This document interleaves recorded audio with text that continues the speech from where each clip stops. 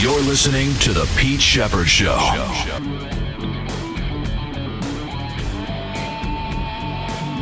Hey, everybody. Good morning. How are you? Happy Wednesday. Thursday, I should say. No, I thought yesterday was Wednesday. It's Thursday, 7-Eleven. Yes, they're open all day, usually. 7-Eleven. Happy 7-Eleven, everybody. Remember Slurpees and Slushes and all that stuff? Never had one from there, believe it or not. But welcome to the Pete Sheppard Show here on the Coastal Sports Network. How is everybody doing? Sorry yesterday for the it was for not having a show. We were just working on some technical issues. I guess on Facebook, I said issues, and people thought it was not technical issues. I thought it were technical issues, but people misinterpreted like, I don't know, like I was going crazy or having a nervous breakdown, which I kind of was in a lot of ways. As Angel and I were working out on some different technicalities and stuff as we're tweaking this to try to give you the best show that we can. So I think we figured a lot of it out. And let me tell you, it was a lot of there's a lot of back and forth. And Angel is just a master of not only technology wise, but also being played a psychiatrist for me, which I needed yesterday, to be honest with you. But anyway, it's good to have you, and it's good to be back here, and good to have you guys here. And check us out on the Coastal Sports Network, the incredible video platform that we have. Follow me at Twitter X at pshep326, my Facebook and Broad Street South Facebook pages, YouTube, Ion TV. Of course, we're powered by Ion TV, Spotify, LinkedIn, Twitch, Rumble, and Sports Radio 102.9. The phone number 727-858-6650. Executive producer, host extraordinary, Angel Martinez on hand as I do the show from the Sola de la Cucina, right here on my kitchen island in beautiful Fort Myers, which is not so beautiful today. It is still dark. We have not seen the sun here in a day and a half, which is weird in Southwest Florida. And some massive thunderstorms yesterday. And to my neighbors, not far from here, where I live, literally a couple blocks away, a big bolt of lightning, Angel, not the Tampa Bay lightning, just a bolt of lightning from God, must have hit a strike, and right between the houses. But luckily, everybody was okay. So with that, we say good morning to Angel Martinez. Huge show lined up for you today. Lots of stuff going on. We'll have the Red Sox report at 8:15, sponsored by Moynihan Lumber. Also, 8:30, speaking of the Red Sox, former Red Sox player turned broadcaster, Sweet Lou Merloni, will join me. He'll be on via video. And then Bill Burt at 9:05 from the Eagle Tribune, big sports editor there. He's coming on with me as well. And some interesting stories. He covers baseball up there also. Meanwhile, locally down here, the Florida Everblades have partnered. They have a new partnership. They were with the Florida Panthers last year. But the Florida Everblades have announced they are now with the St. Louis Blues, NHL, and the Springfield Thunderbirds out in Springfield, Massachusetts. That's their AHL affiliate. We have NBA media rights off the chart, $76 billion with ESPN and NBC and Amazon. We'll get to that. We got Greg Berhalter finally fired his ass off the U.S. men's soccer team, as predicted by me and many others. I can't take full credit for it, but I'm going to say it started. It had to get done. And we'll hear reaction from Alejandro Marino. Remember Josh Allen, Angel, not Josh Allen for the Buffalo Bills, but Josh Allen for the Jacksonville Jaguars, great defensive end, pass rusher. He will now be referred to, Angel, as Josh Hines Allen. He's got a hyphen. Nothing better than getting a hyphen in the NFL, I got to tell you.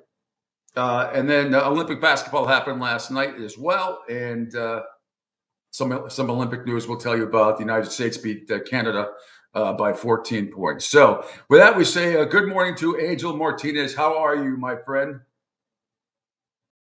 Good morning, Pete. As no, folks, usually it's much brighter here, but because we have some violent storms in the area, that's why it looks like it's dark 30, even though usually this time in the morning, the sun is kind of, pretty much blazing through the studio window here. But yeah, it's a dark start to the morning. The rain now is coming back down, so this should be an interesting. You got rain? You raining where you are already?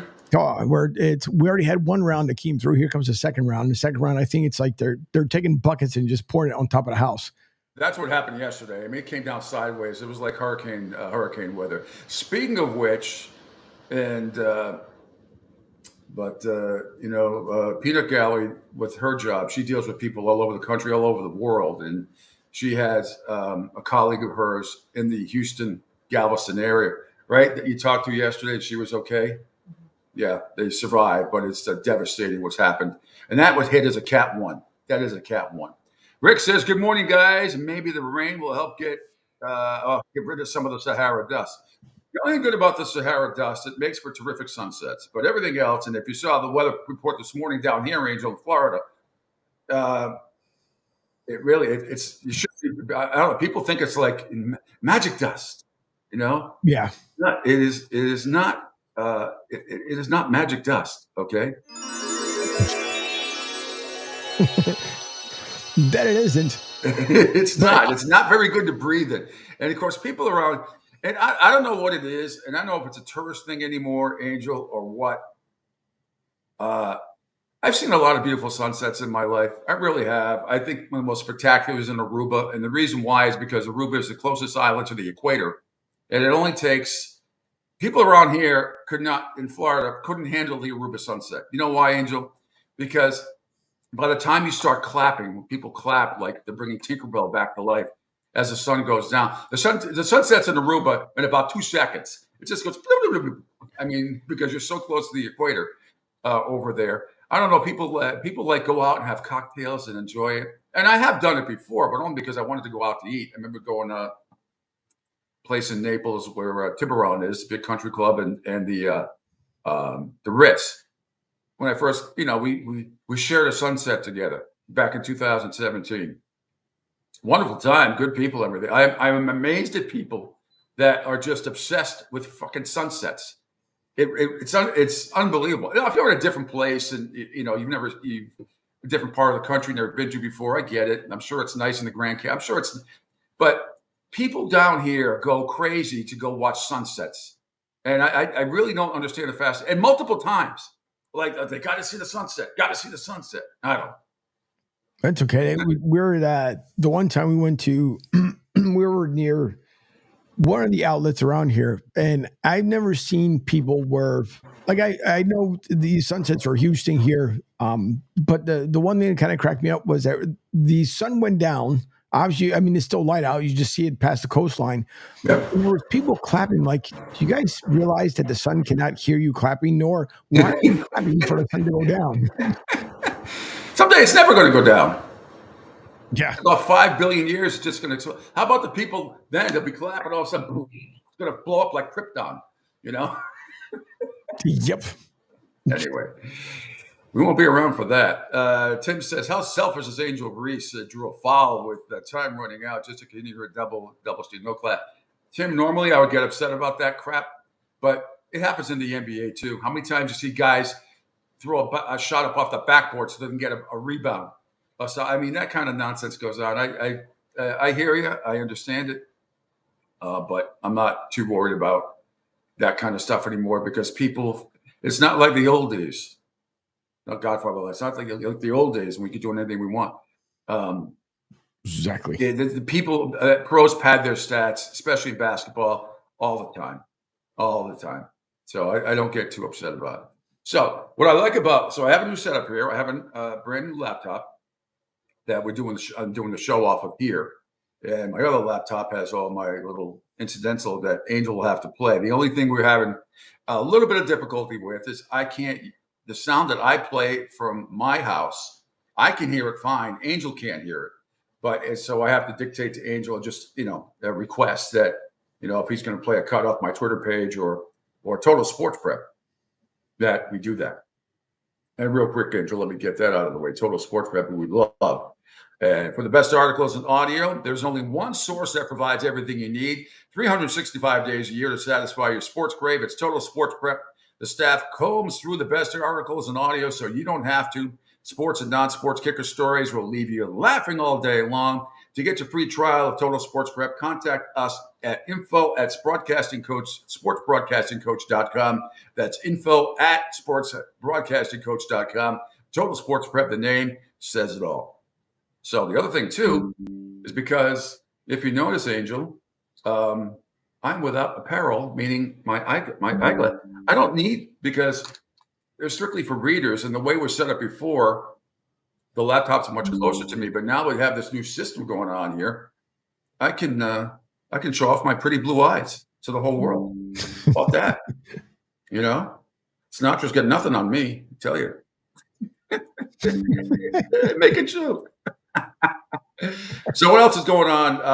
Tell everybody, can you update everybody on what's going on? Your show is going to be back on the air on Monday because you still have some other stuff you have to do after the show today, and you've been working, doing your due diligence and all that stuff. So where are we at with all the shows? I know there was a great show you guys had on last night, and I was at a friend's house last night. Couldn't retweet it, but just give all the listeners an update before we get to the rundown. And then I have a disturbing incident that happened in your former place of Philadelphia. It has nothing to do with sports, but we have the video for it, and I want to see your reaction. But here we go, Angel.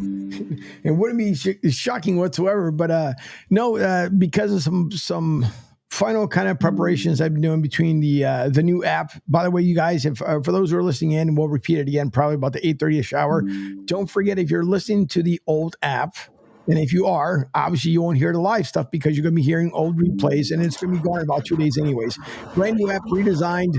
You guys can go to sr1029thegame.com, go that way, and then right on the landing page, you guys can download the brand new one where you can text and call the show live directly from the app, watch the show and listen in, of course. But because I'm doing some final preparation between that, some Facebook stuff, some Twitter stuff, and getting things aligned, along with bringing some new talented people over to the network as well.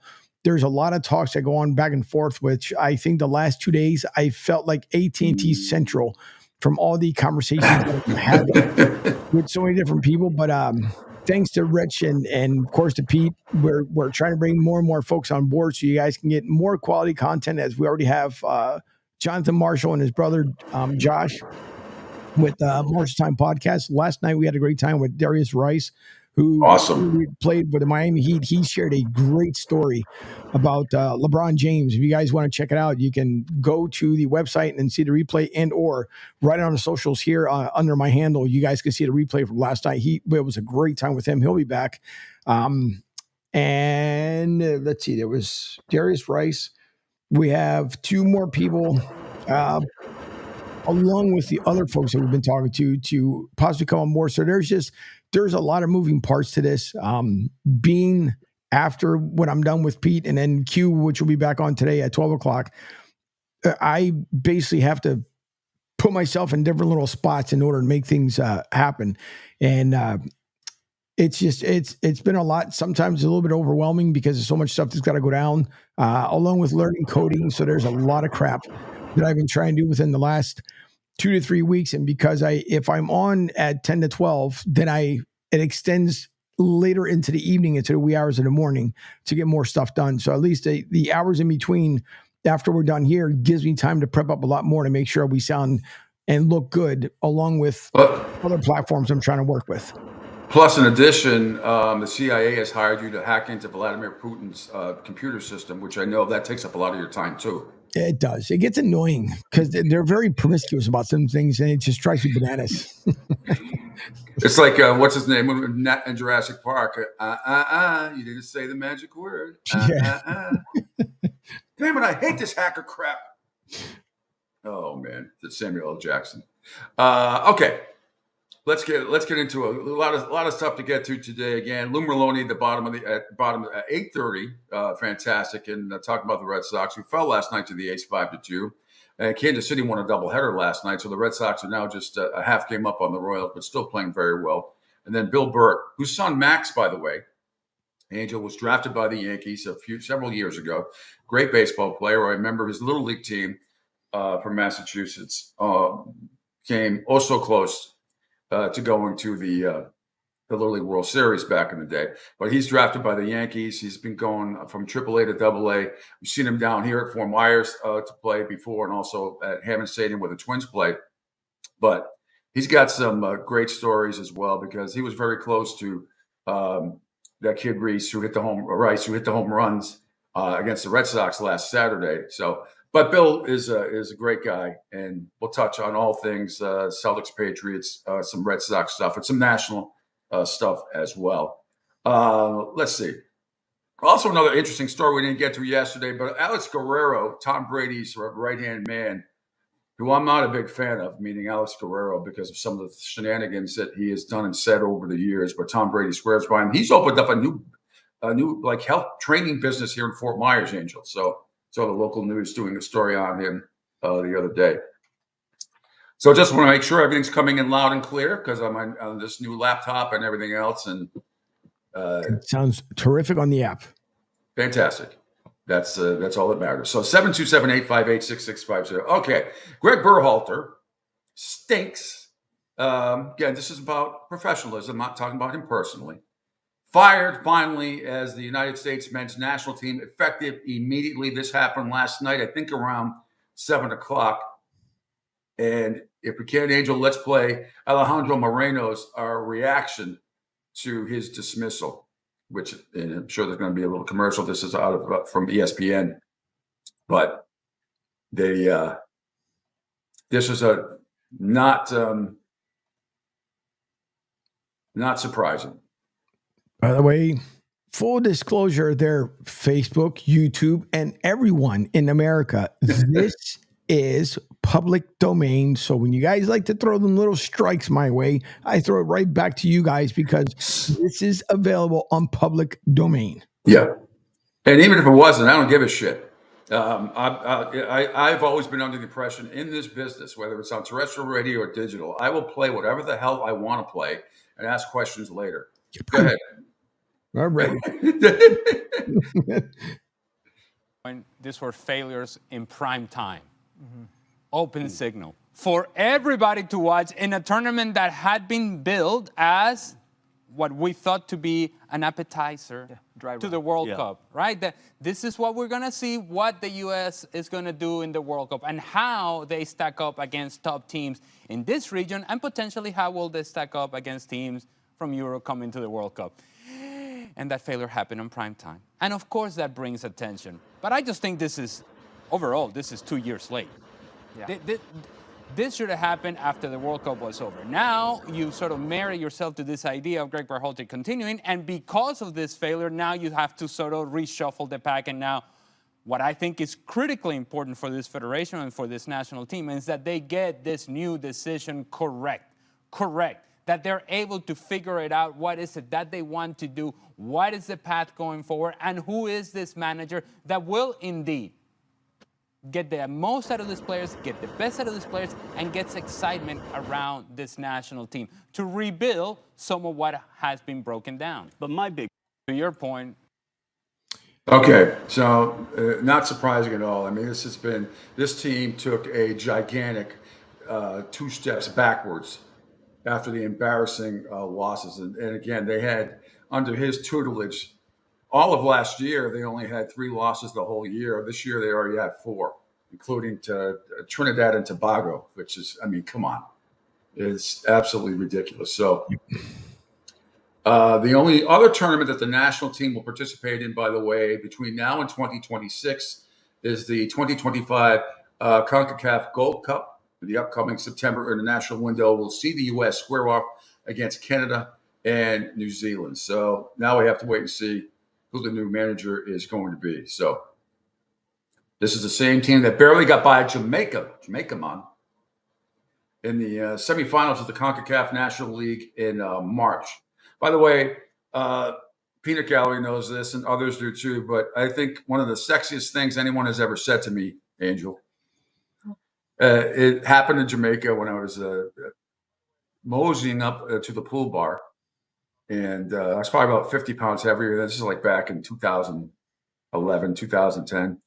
And the young lady behind the bar says, "Come to me, handsome big man, and speak your poison to me."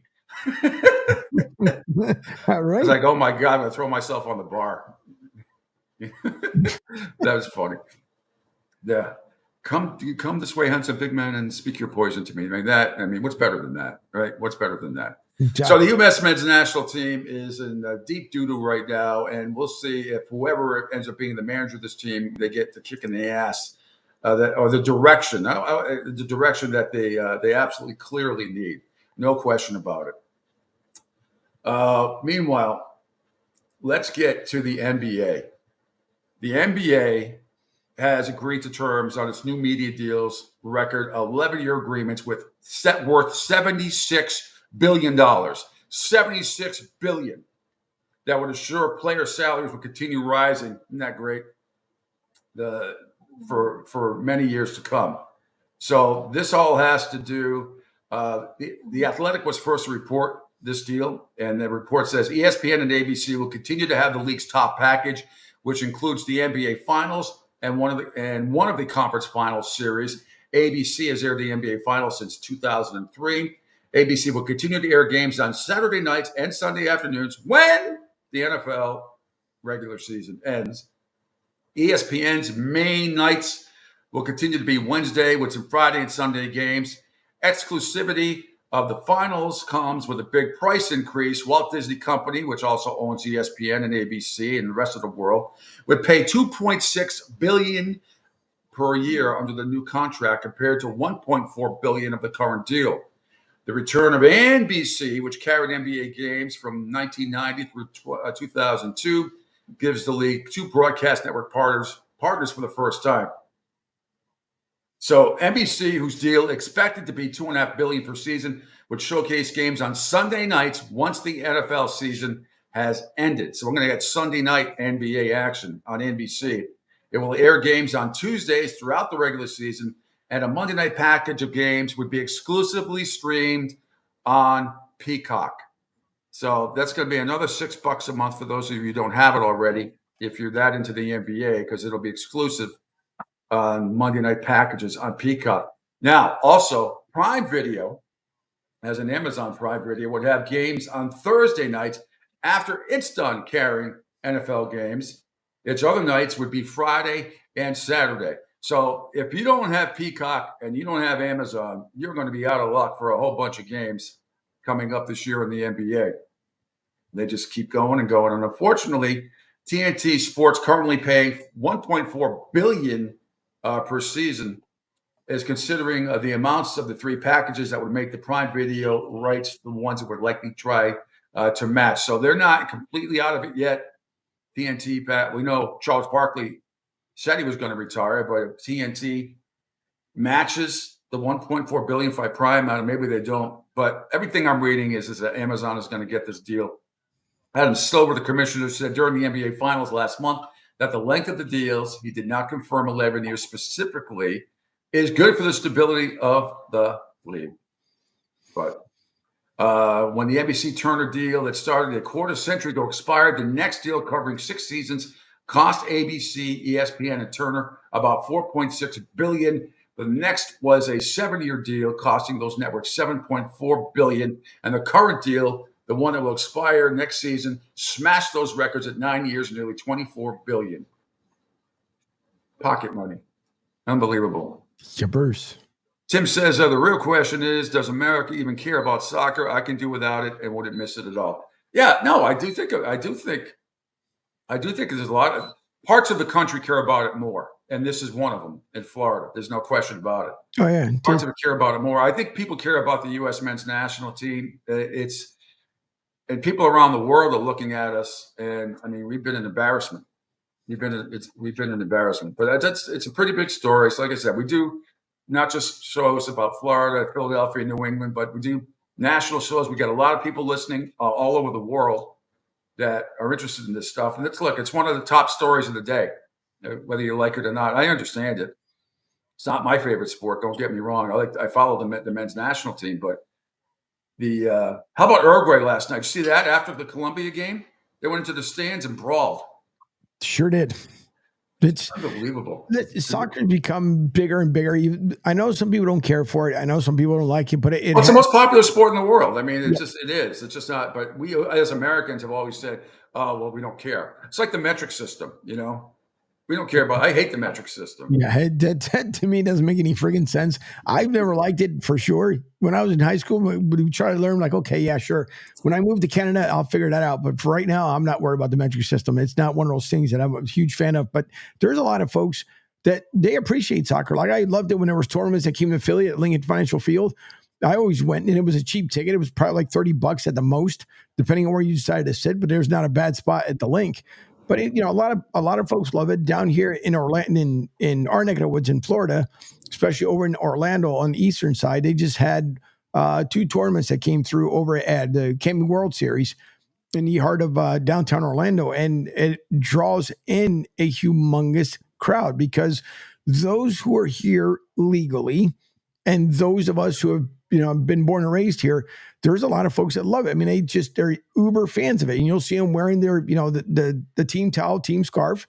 And in Philly, it was the same way too with the Philadelphia Union. It's Well, it's like, with the exception of what happened with the United States and Uruguay a couple of weeks ago, or 10 days, whatever the hell it was, in Kansas City, when that upper bowl wasn't even filled. It was embarrassing. The loss was embarrassing. The prices were outrageous. But on the whole, you have these friendlies that go on anytime, even when the U.S. men's national team isn't playing, or there'll be double headers at other stadiums around the country. And I mean, in the Northeast to the West Coast, it doesn't matter. Those matches sell out. They're huge, huge draws. You get England, versus France at a friendly or something like that. Are you kidding me? It's off the chart. Italy, of course, and when the United States plays as well. Those stadiums, on the whole, they all sell out. They're all big football stadiums. They're drawing 50, 60, 70,000 people at a pop. So it doesn't get a lot of play on platforms like this, except when the manager gets fired. I'm not going to sit there and tell you breaking down what needs to be broken down. It seems like the only time we ever talk about soccer is on a bad offside call, which a lot of people still don't understand. Even myself, sometimes I get a little like, huh? What? It's not like hockey offside, but it is the most popular sport in the world. It's certainly not the most popular sport in this country when you look at the 4 majors. And you might, but there's a lot of Premier League fans. There's a lot of fans of the game. The MLS, I mean, it's big in Florida down here, whatever Lionel Messi's playing, which will be playing in the Euro final again, coming up. Well, the semis? It's the semi? No, I think it's the Euro final coming up against Colombia. But you can't deny when stories like this happen. We're going to talk about, at least give you the facts, because there are a lot of people, not only in this country, but around the world, listening to this fine program that do care about it. So we thank you. Anyway, moving on. Going to take a quick break. When we come back, first, a disturbing video out of Philadelphia. You people, Angel, I mean, you Philadelphians. Wait till you see this video. The video and the reaction. I don't think you've seen it yet, but it's off my Twitter account. I don't want you to play it before. I want you to get, I want to see your reaction when it happens. It's only about 30 seconds, but it's quite funny. So we have a lot to talk about there. The Olympic basketball team as well. We got baseball news to tell you about, NFL news as well. All part of the Pete Sheppard Show. We are doing this. Yes, we are back. We are live here on the Coastal Sports Network. Quick break and back after this. Hi, folks. This is Gerard Moynihan of Moynihan Lumber, and I would like you to know that our company has been selling Anderson windows for over 60 years. See the complete line of Anderson windows at any of our 3 locations in North Reading, Beverly, or in Plastown, New Hampshire, or at MoynihanLumber.com. Ion Tampa Bay is the latest news, weather, and traffic for Pinellas, Pasco, Ellsboro, Hernando, and surrounding communities. Stay connected on X, Facebook, and their website, IonTP.com.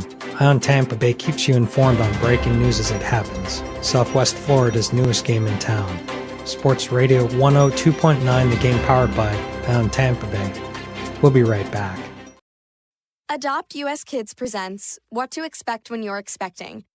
A teenager. Learning the lingo. Today I'm going to help parents translate teen slang. Now, when a teen says something is on fleek, it's exactly like saying, that's rad. It simply means that something is awesome or cool. Another one is totes. It's exactly like saying totally, just shorter. As in, I totes love going to the mall with Becca. Another word you might hear is jelly. Jelly is a shorter, better way to say jealous. As in, Chloe, I am like so jelly of your unicorn phone case. You don't have to speak teen to be a perfect parent. Thousands of teens in foster care will think you're, rad just the same. To learn more, visit adoptuskids.org. A public service announcement brought to you by the U.S. Department of Health and Human Services, Adopt U.S. Kids, and the Ad Council. This is the story of a very special woman. In a matter of seconds, she turned herself into a great mathematician or an entrepreneur. Her knowledge was limitless and still is. She could also make monsters disappear, especially those that lurked in the shadows under the bed. Once, this woman put back together a teenage girl's broken heart, which had been shattered in 1,000 pieces, just by giving her a bear hug. She masqueraded as a regular person at work, but as a superhero at home. Everyone knows her as Gabriella. I still call her Mom. Your hero needs you now, and AARP is here to help.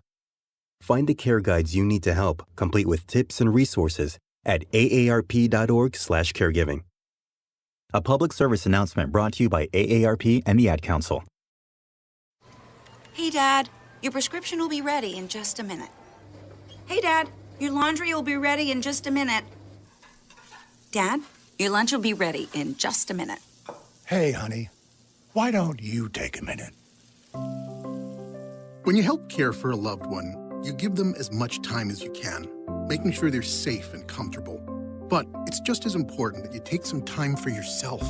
At AARP, we can help with information and useful tips on how you can maintain a healthy life balance, care for your own physical and mental well-being, and manage the challenges of caring for a loved one. Because the better care you take of yourself, the better care you can provide for your loved one. Thanks, Dad. Thank you. You're there for them. We're here for you. Find free care guides to support you and your loved one at aarp.org/caregiving. That's aarp.org/caregiving. A public service announcement brought to you by AARP and the Ad Council.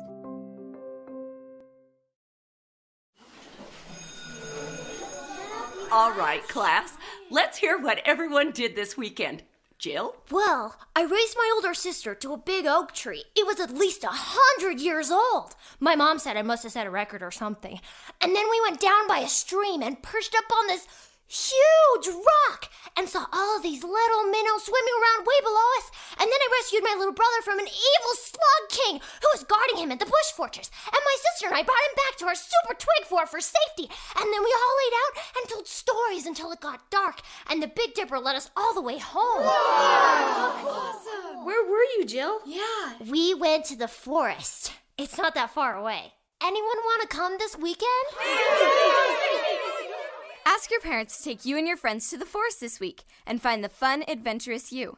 It's closer than you think. Check out discovertheforest.org. Brought to you by the U.S. Forest Service and the Ad Council. Don't spaz out because your team lost. Let Pete do it for you. Now, back to the Pete Sheppard Show. Hey, the Yankees finally won. Hercules!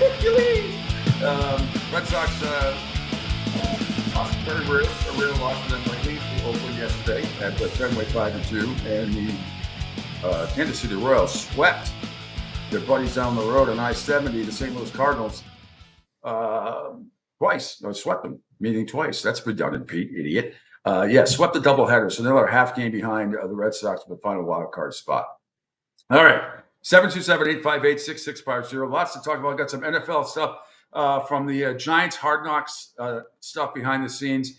We got two videos coming up in just a bit. One from Drake May when he was there visiting the Giants before the draft, breaking down stuff, which I think you'll find fascinating. And then a behind the scenes look, which I have a video of that as well coming up in just a bit, about what it's like for prepping the GMs to answer questions. But a disturbing story out of Philadelphia, Angel. If you could scroll down on my Twitter, Colin Rugg retweeted it or has a story. if we could play this, and I will set it up for you. There was a disturbance at a Dollar Tree store in Philadelphia. And I'm going to play the video first and see if you can figure out what happened. And then it's kind of gross, but I'll tell you what happened afterwards. If we could play that, Angel, awesome. Okay, here's what happened in Philadelphia. Look, he fucking nutted on my fucking leg! You go to hell, bitch! Oh my god! He nutted on my leg! He nutted on my leg! Look, he fucking nutted on my fucking... Good. Who has the time to do that? That's just what makes it even worse. So up there, that looks like it's up in North Philly. No, matter of fact, well, how do you know that? Hang on. Nope, this might be South Philly. Give me a second. Nope, that's South Philly. Okay.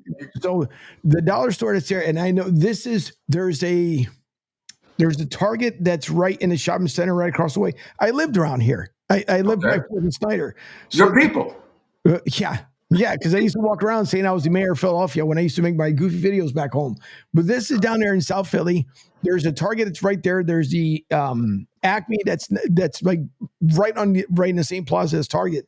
But you're right. How in the world do you have that kind of time on top of the embarrassment that continues to come out of Philly? The asylum has run wild there. And then you have, listen, good luck to Mayor Cheryl Parker.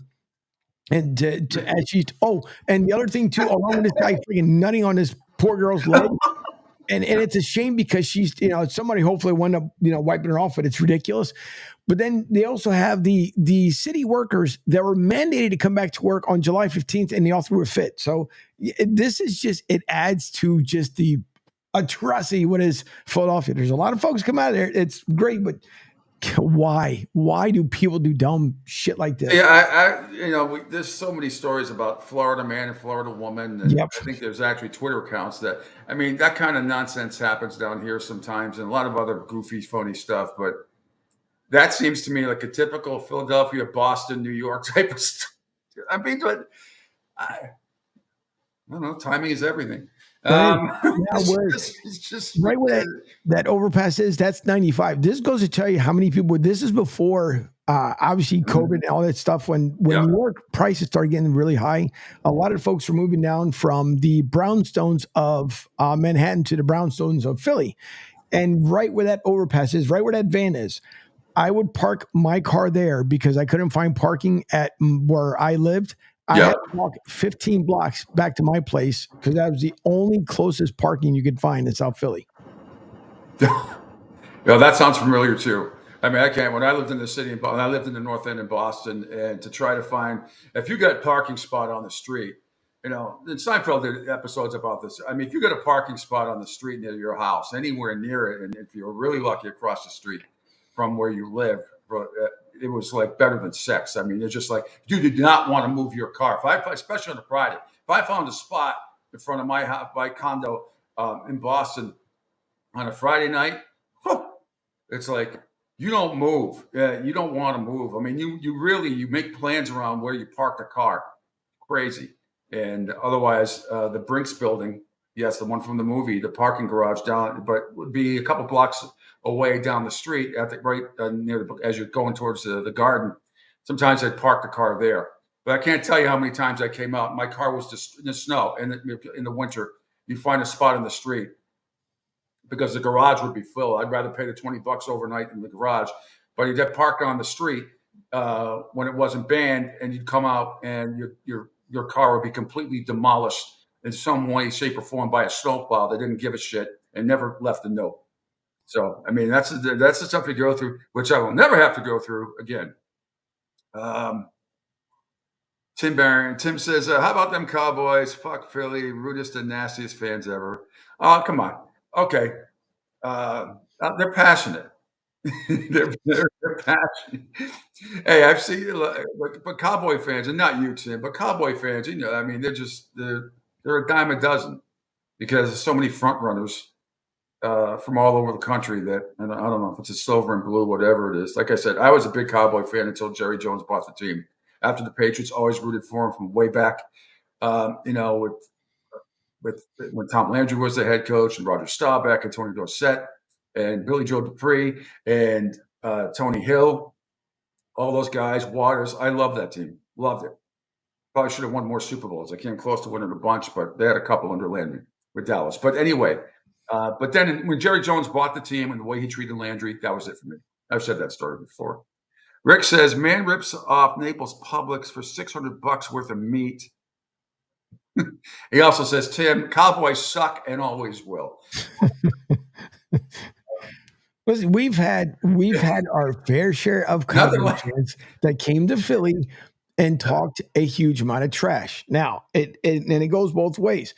Also, let's not forget either, Cowboys fans and Cowboys folks, there's been a ton of fights down there in Arlington. A ton. And it has been because of the opposing team. It's been your own team. No different in Philly. So you have a passionate fan base, but you also have people that are just silly and dumb. They don't speak for everyone, unfortunately. And I'm not here to defend one way or the other. I'm just telling you that's the way it worked. Because even when Minnesota came to town, the year that we went to the Super Bowl and won, there was a guy that was forewarned, even by the cops, just keep your peace, keep it moving. And he chose the latter of the two and found out the hard way. When you open up your mouth, you get your foot put in it. And even the cops who were on horses had a hell of a time trying to take this guy away because he wouldn't stop. And you add the alcohol that was mixed in them and then it made the situation any better. So yeah, it's just, and plus there's always been a love-hate rivalry with the Cowboys. I think the biggest one fantastic. Green Bay and Chicago and Patriots and Buffalo. Yeah, Patriots Buffalo is not real. I'd say more Patriots Jets, Patriots Miami. Patriots Buffalo, it's not a rivalry when you beat somebody 22 straight times or whatever the hell it was, until recently. Buffalo's been better. But I'd say, I remember talking to great Steve Nelson, did shows with him before, great linebacker for the Patriots. And he said, there's only one team I've ever hated, and that was the Jets. It's like, hate. The hatred, I'd say the Patriots-Jets rivalry is number one. It used to be Miami, but remember, there was before 1985 when the Patriots finally won the AFC Championship, got their first Super Bowl. They were the first team to ever win 3 straight playoff games on the road. Started at the Jets, continued against the Oakland Raiders, and then beating Miami in Miami for the first time, I believe, in 17 years. 17 tries. They were over 17. Foxborough, they had a real good record against them. But down there, and I think they forced in that game, I think either 6 or 7 turnovers. It was amazing. Rick says, people talk crap about snowballs and bad behavior in Philly, yet never been there. You put your colors on the Rocky statue and you're asking for trouble. It's happening. Now, I think I've asked you this before. Now, have you ever run up the museum steps? Oh, many Rocky, when he was there, you ever run up and done that? Yeah, many a times. It's the thing you do in Philly. The same way, and I know a lot now. Today, I wouldn't do it, but back in the late 70s, there was the fountains that were right off the steps to the Museum of Art. We used to go in the friggin' water that was in there. We had no problem. And there was a fountain that was right across the way there. When you went to friggin' cool down in the summertime, that's what you did. Now, they don't allow you to do that stuff anymore. But in the 70s, early 80s was a much, different time than what it is today. But no, that's notorious. You go to Philly, you'll find a lot of folks that they don't want to go to City Hall, even though they do. The original Liberty Bell. But there's a lot, cheesesteaks, Liberty Bell, even though there's tons of great food in Philadelphia besides cheesesteaks. Oh, yeah. I suggest taking the subway and getting off at Temple University. That's an adventure. That will be an adventure. Don't you think? Listen, you jump in a subway, you just walk right through, go in the door, go out the other way. That's your adventure. Because when you come up out of that subway where Temple University is like, oh my God, or you could do double dip and go tour Drexel, walk around that neighborhood for a little bit. That's always fun. Yeah, down past 33rd Street. Yeah. Oh yeah. No, I say that. No, it's the same thing in New England, in Connecticut with Yale. That is not the greatest place for an Ivy League institution. Let me tell you, not at all. That is not the great neighborhood to be in, to be honest with you. You wouldn't think it's an Ivy League school, but it's it's just funny sometimes. Where some campuses are. The only pictures we ever see from Yale, it's just the university campus itself. Like you never see an overhead shot, you don't see drone shots, you don't see any of that stuff. And then add what went on here within the last 2 months, 3 months of these protests. It's even freaking worse now at this point. But now, listen, it's just people go to Philly. It's a great time. South Philly's like there's plenty of places down in South Philly you can go and eat. And some places are just it could be a dumpster fire, but there's plenty. Oh boy, here goes the showdown. Here's Tim. Oh yeah, no, I love it. I love NFC. We're going to stick with the NFC East in a second too with the Giant stuff. But go ahead, finish your thought, and then I'll read Tim's rebuttal. Listen, when you go to Philly, it's always a party. It's a good time. Granted, now of course things are changed. I think the new mayor is really trying to get a hold of the city all over again. It seems like she's going in the right direction versus the current DA, who's an absolute jackass, and the former mayor. But and by all means, I don't. When I lived in Philly, I think one of the better ones that we had way back in the day, other than Rizzo, was Mayor Nutter. Mayor Nutter brought a lot of businesses back to Philly and a lot of people back in. And it's a great city. It's just there's people that just, and it's not just Philly. It's Chicago. There's other places. Yeah, and all big cities are having their issues. They're all having their issues. So okay. Tim says, don't confuse, I think it's directed at Rick. Don't confuse passion with stupidity and ignorance. They rooted for Michael Irvin to be paralyzed on the field. Hate all you want. Tell me the team I like sucks. Don't value your opinion. I will listen, but I really don't get what you think as a fan. And F the Pats too. Well, I'm not F the Pat. What did they do to you? New England Patriots won too much, sold their soul to the devil. Now they're paying. What are you, crazy? Come on, Tim. I hope you're smarter than that. You don't sell your soul to the devil. You might do that for 1 year, like the Marlins did back in '97. Then Hazenga had to sell everybody off. No, you don't have a dynasty like that. You're never going to see it again for 20 plus years. So stop it. Here's the other part when it comes to go back to Tim's comment about Michael Irvin. Two things. One thing is, originally the fans cheered. Yes, that's a thing in Philly, what they end up doing. But when they realized he wasn't moving, and this is where people don't get the entire story, or Michael Irvin himself talked about it, is that everything got really quiet at the vet. And they couldn't believe that he wasn't moving at all on the field, to the point where now it went from cheering, as we always do, to the concern factor. And then the outpouring of affection that was sent to him while he was in Philly before he got transferred back to Texas. Even Michael Irvin said himself that he had lost all kinds of respect for Philly fans prior to that game. But he said when he saw the people actually, the affection coming out and staying outside a hospital to make sure they got some good news. And at the point, he didn't even walk when he was still in Philly, because remember, he got medically transported back to Texas. But to this day, you talk to Michael Irvin about the incident.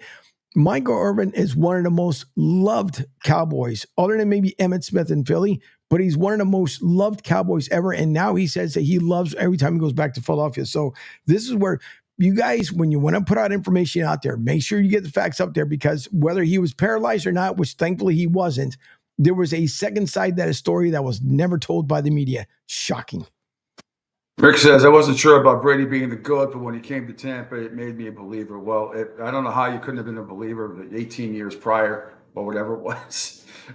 Just go look at the numbers. They're off the chart, especially in crunch time, especially against every single team. I mean, it's the numbers are way, way off the chart. And the people in second place are really not even close when you break down all the really important numbers. But I'm glad you came around, Rick. That's good. Angel, if we could scroll down, it's a little bit from July 9th. And this was last week. Jerry Thornton had it. My buddy from Barstool Sports, he retweeted the video. It's Drake May at the whiteboard with the Giants coaching staff breaking down some stuff. It's really, really good. It's from July 9th. I was going to play it yesterday, but we'll play it today. And then we have another highlight from Hard Knocks. And we'll have another highlight a little bit later on as well. Okay, here's Drake May. This is the kind of stuff that I love on these shows.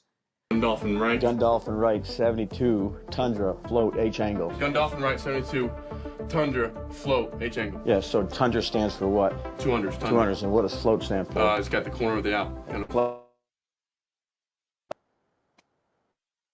Angle is an angle. You got me on that? Easy stuff. Then you use Rita to the right, Linda to the left. It was a flip formation. Good? Rita to the right, Linda to the left. 72, 5-man protection, slide to the will. So if the strength of the formation is right, what formation is that again? Yeah, Gundolphin right. Yeah, right. He's there.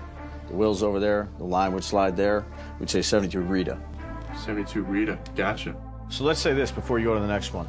Gundolphin. See, that's really cool stuff. That tells you how quickly he's adjusting to the verbiage of the NFL. It's fantastic. I love that kind of stuff, Angel. Yeah, that's fascinating to me. Tim says batteries at Santa. Let me dig in on the Eagles cheering Michael Irvin. I call BS for now. Okay, well, you're never gonna. This is what I mean. You're never gonna win. It's just you're never gonna win.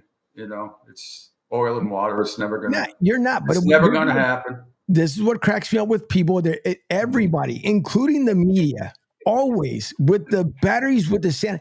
You guys have not won jack shit since the VCR was invented. If you want to really start going back and forth and stuff, right? You have it. Welcome to 2024, because you guys are still stuck back in 1985, all right? So the whole thing with the batteries with Santa, it cracks me up when people continuously bring that stuff up. Find something new. There's plenty to talk about Philly right now that they're doing even worse than the stuff they used to do way back in the late 90s, early friggin' 2000s, if you guys want to go back that far. But it always makes me laugh. And it's even where I worked at before, people say, oh, he's from Philly, he's going to have this kind of attitude. No, we work, we're blue collar city. It's the stuff that we end up doing. Now, I wasn't part of the battery situation, so I can't be included in that as a Philadelphian. But it makes me laugh with people. It's a constant bashing of Philly. The booing of Santa Claus thing is such a myth. It's just not a myth. It's such a stupid story. It is. Honestly, it is. It's beyond freaking ridiculous. But people just keep bringing shit up just because they want to bring it up. And I have no problem defending the city that I was born and raised in, grew up in, and had a ton of fun other than the minus the years I went to the military and up in New England. But when I moved back, whatever, things are going to happen. I don't care where you go. Look at St. Louis. St. Louis is that's a bad freaking city. But guess what? You talk to anybody from there, they absolutely love the gateway. They love where they are. So it's stuff that people are just going to try and get riled at people. And it's just the way it is. I don't know about East St. Louis, but everywhere else, it seems to be, been there a couple of times. So and they're great baseball fans. And I think they are the best baseball fans in the country because they care about the game nationally. It's not just about the Cardinals. I think the St. Louis Cardinal fans overall are some of the best fans of any sport because they care about the game more than a lot of other. So you get Philadelphia, Boston, New York. They're out. If they're ever out of it, then they're out of it. No one's like turning on a game on Sunday night to watch the Padres and the Rockies. You know what I'm saying? Right. But some of those fans might. Now, Angel, if we could once again, because with this Hard Knocks thing, and you're seeing Joe Shine, the GM, and Brian Daboll, here is another cool clip. And this is further down. I mean, when I tweeted out from where is it? That was great. It should be there it is. It's 2 down from Ari Meroff. And he's got the behind-the-scenes look at how GMs prepare for press conferences, anticipating all potential questions and how they want the answers to sound. This is some good stuff. We'll put Rick Marks coming up there after the done stop right here. And switcheroo. Here we go.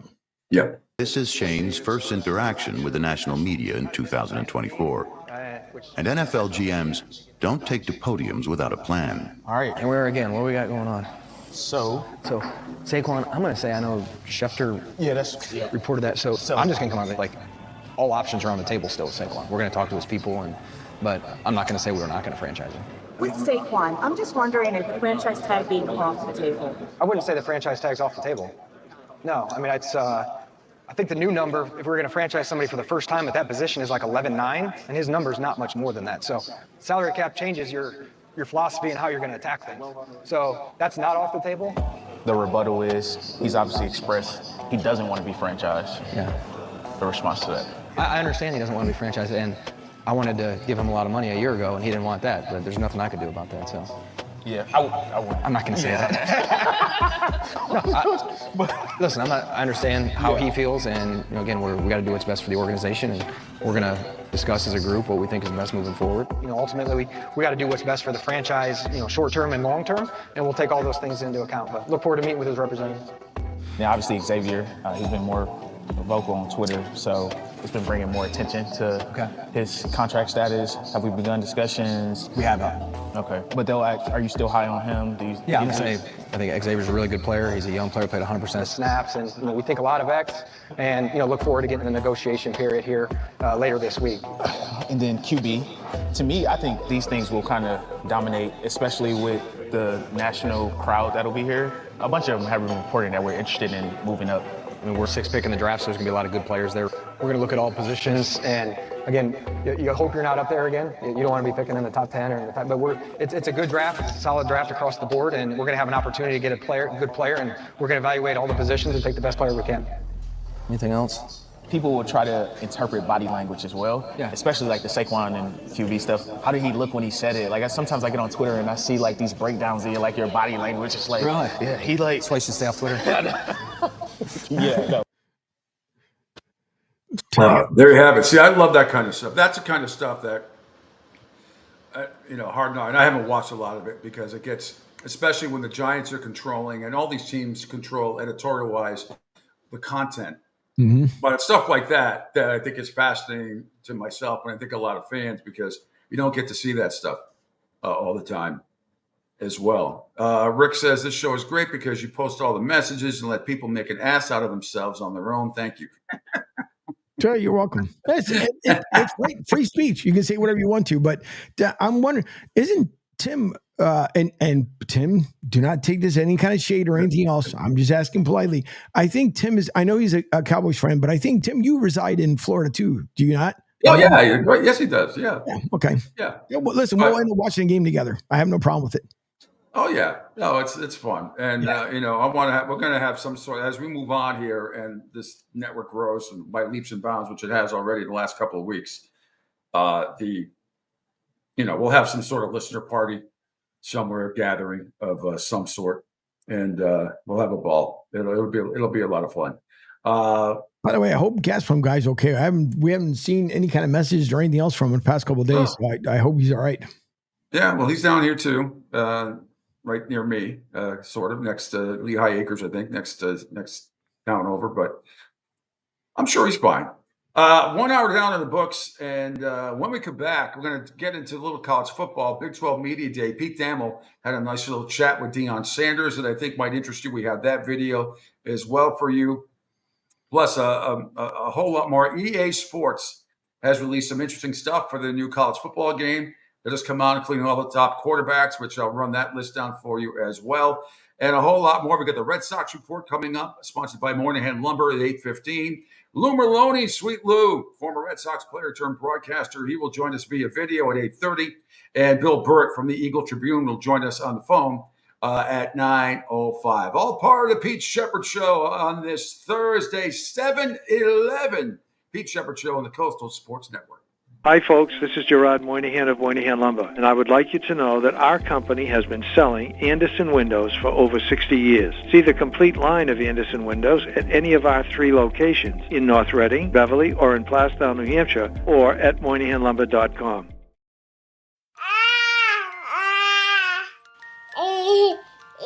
To some people, the sound of a baby babbling doesn't mean much.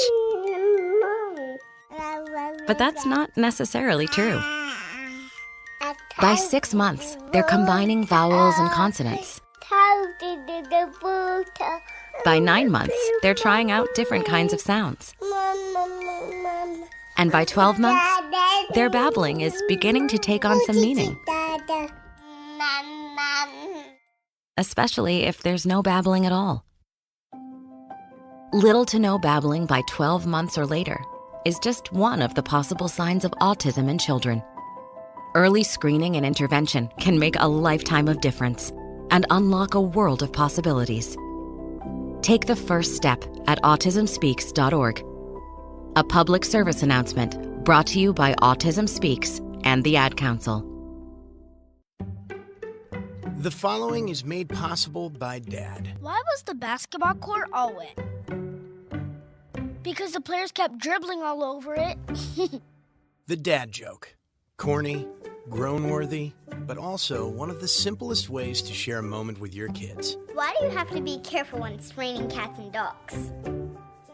Because you might step in a poodle.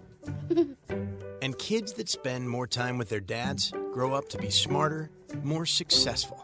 Can I tell you a cat joke? Just kidding.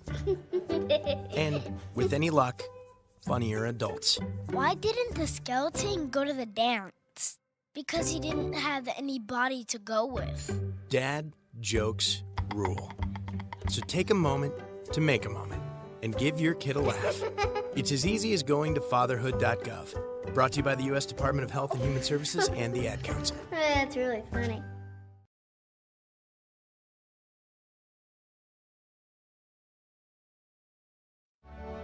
Okay, men, this is your time. Maybe you didn't choose this, but you're here now. You're gonna go out there and be an all-star caregiver. It's up to you. So what are you gonna do? You're gonna go grocery shopping, cook, clean, be there emotionally and physically. You gotta dig deeper. Drive them to physical therapy, doctor's appointments. Don't you forget about the pharmacy. I know you won't, because that's what caregivers do. Don't give up. Don't ever give up. This is your time to show the world, your family, and yourself that you're tougher than tough. Now go out there and be the best caregiver this world has ever seen. Caregiving is tougher than tough. Find the care guides you need at aarp.org/caregiving. A public service announcement brought to you by AARP and the Ad Council. Hi, I'm Danica Patrick and proud aunt. Watching my nieces grow, play, and learn is amazing. But not every child gets to be carefree. 1 in 6 kids in the U.S. are hungry. 1 in 6. That little girl sitting alone at the playground, she can't play like the other kids. She doesn't have the energy because she's hungry. School lunch will be her only meal today. It breaks my heart that this is the reality in our country, but it's something that Feeding America is working to change. Each year, the Feeding America network of food banks rescues billions of pounds of good food that would have gone to waste. This food is then provided to families and children in need. Being a kid should be about using your imagination, learning, and having fun. These children shouldn't have to miss out on simply being a kid because they're hungry. To find out how you can help end childhood hunger in your community, visit feedingamerica.org. Brought to you by Feeding America and the Ad Council. The Pete Sheppard Show. It's fun for the whole family, if it's dysfunctional. Welcome back. It's hour number 2 of the Pete Sheppard Show. It's 7-Eleven Day. How much free advertisement is that franchise going to get today? Here on a Thursday. I want to say, I keep saying it's Wednesday, but it's Thursday. It is Thursday. One day closer to the weekend. One day closer to more college football. Everything's happening in Vegas. Olympic team playing there. You got the Big 12 media days that are over there, and a whole lot more. Everything seems to be happening in Vegas lately. We'll get to the Big 12 and Deion Sanders stuff with his interview with Pete Thamel in a second, which I think you'll find pretty interesting. But this is interesting too, Angel. I have not been to Iowa before. One of the few states I haven't been to. I shouldn't say one of the few. Well, one of the states I haven't been to. But they have announced, Angel, 84 new foods this year. 84 new foods at the Iowa State Fair. They include bacon cheeseburger egg rolls. Sound delicious. What I've had, my friend Steve DiFilippo, who runs all the Davios franchises, including the one in Philadelphia and several around New England and New York. His steak and cheese egg rolls are off the chart ridiculous. They are high-end quality steak and cheese egg rolls, not the stuff that you get seen although you can buy them in the store now because he marketed them because they're so tasty, but they're above and beyond anything that you would, get from your normal Chinese, Asian restaurant egg roll type of thing, even if it was stuffed with meat. So right. Bacon cheeseburger egg roll, that's interesting. Here is something, being Italian, candied bacon gnocchi. Wow. Candied bacon gnocchi. I have never, every food show I watch, and I watch a ton of them, I told you before, that's my relaxation therapy, is watching my cooking shows is my hobby. I have never seen, even on Chopped, where they have all sorts of funky ingredients, candied bacon gnocchi. Gnocchi, of course, is potato pasta that's little soft pillows, Angel. Little soft little pillows that melt in your mouth when they are done properly.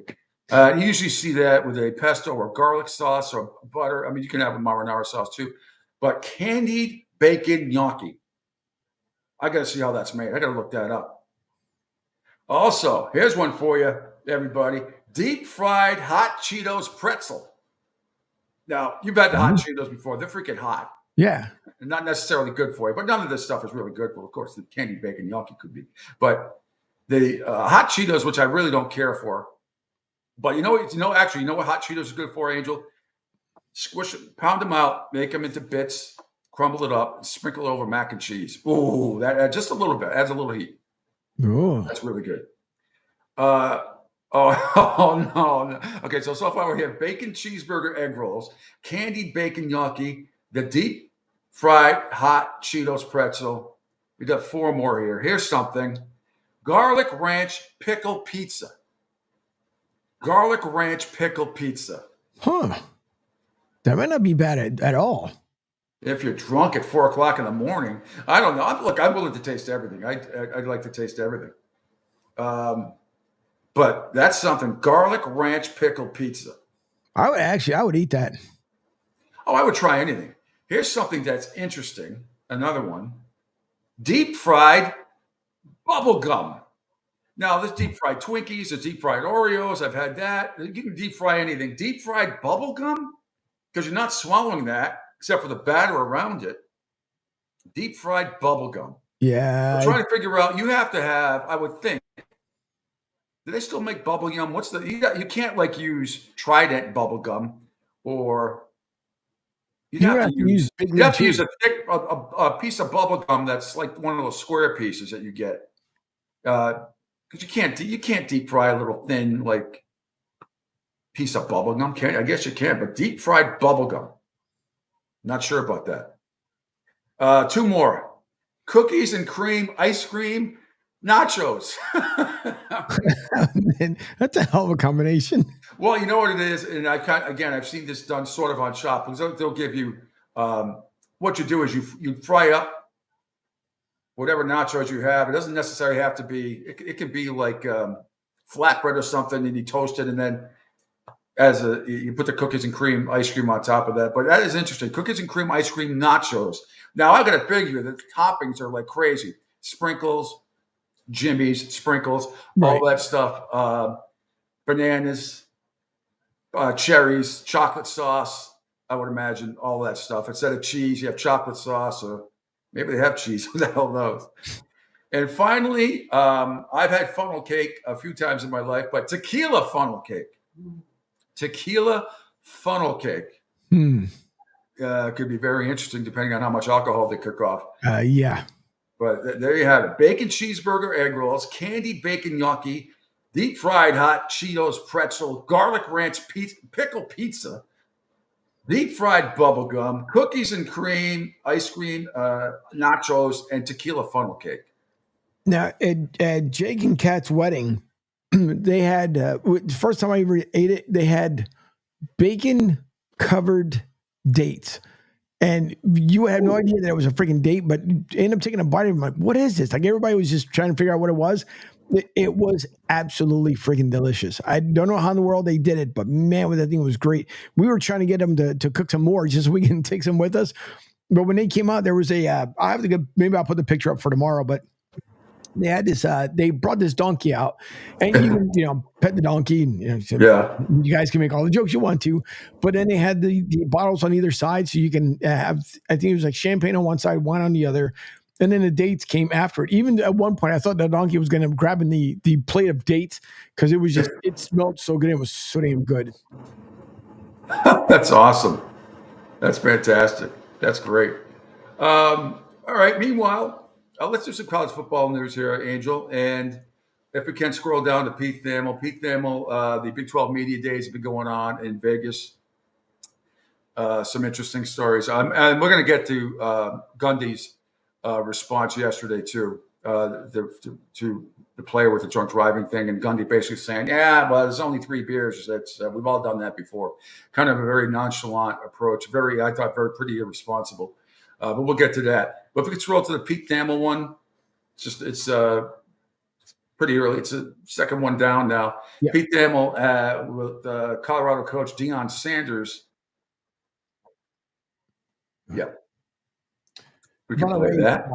Also for the and pardon me for forgetting the gentleman's name from the young man who's 23 years old, who is supposed to be the new phenom for the Vikings. That accident that him and his friends had in, that was quite horrific. And again, folks, listen, when you're on the road, make sure you guys are paying attention, which it wasn't, from what it looks like from the reports, was not the guys that were driving. It was a person who went to pass blindly. And unfortunately, 3 people lost their lives because of it. And it's just pay attention. When you guys are, and guys and girls, when you're on the road, just make sure you aware of your surroundings all the time, because this poor guy, and his uncle was on TV yesterday. Yeah, Kyrie Jackson, yeah. We talked about how well his nephew was, and he was always full of spirit and full of life. And it sucks, man. He just got drafted, you're coming out of college, you're getting ready to start life, and then it's cut short. So reason why I brought it up, because of the segment that's coming up here, but just make sure you guys are always just pay attention to what goes out there on the roadways. Well said. Well said.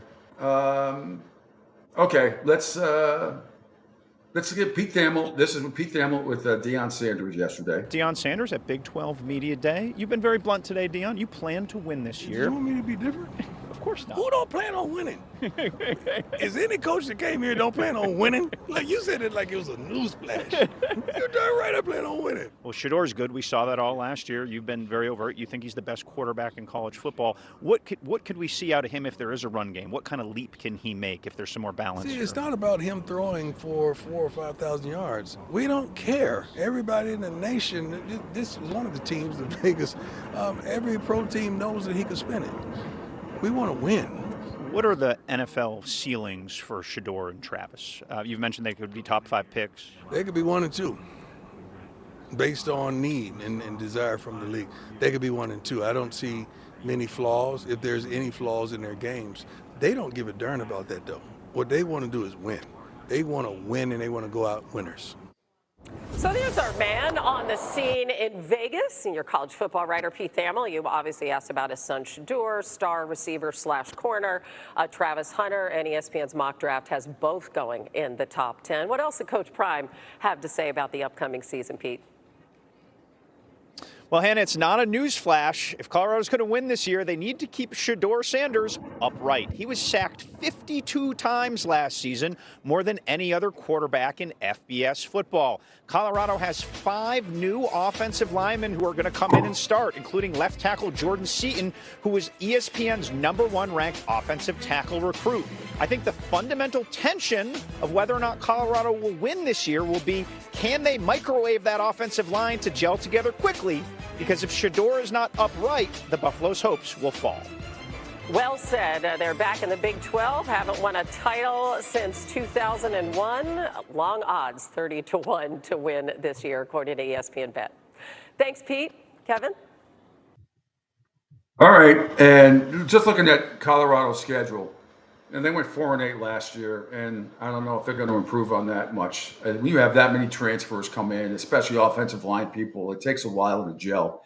They open up their season against FCS opponent North Dakota State, which might as well be in Division I. They are freaking phenomenal. That's probably about as difficult an opponent as you can have. And North Dakota State, South Dakota States, North Dakota, South Dakota, those teams are always really good in FCS. So that could be a tough game. Then they're at Nebraska, at Colorado State, home against Baylor, at UCF, and let's see, home against Kansas State, at Arizona, home against Cincinnati, at Texas Tech, home against Utah, at Kansas, and then home against Oklahoma State. So to me, it's 7-7 at best.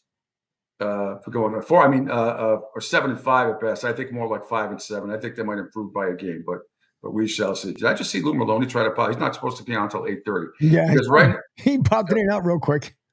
yeah. All right, Angel. Right now, if we could, it is time for the Red Sox report. If we go to Total Sports Prep and scroll down to the Red Sox sound, if we could do that real quick. Total Sports, the Red Sox sound. The Red Sox report is brought to you by Moynihan Lumber. Check out their complete line of Anderson windows and doors at any of their 3 locations in Beverly, North Reading, Mass, and Plastow, New Hampshire. So, in case you missed it last night or weren't at Fenway, Red Sox little mini streak came to an end last night. They fell to the Oakland A's by a score of 5-2. And in that game, if we could play, cut number 2 as Lawrence Butler got it done with a 2 RBI double in the top of the 3rd for the A's.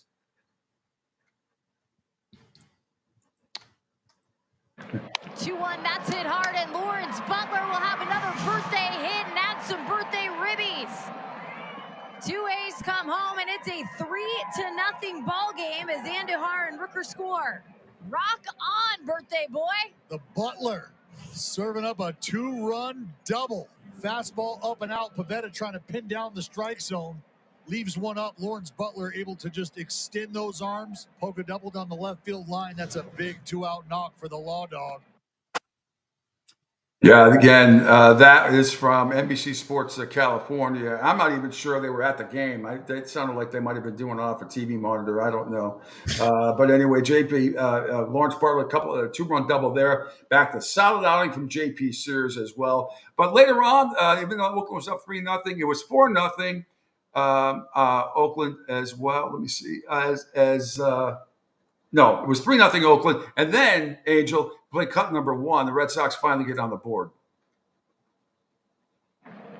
2-2, that's hit hard out towards center field, traveling back towards the wall and going off the wall.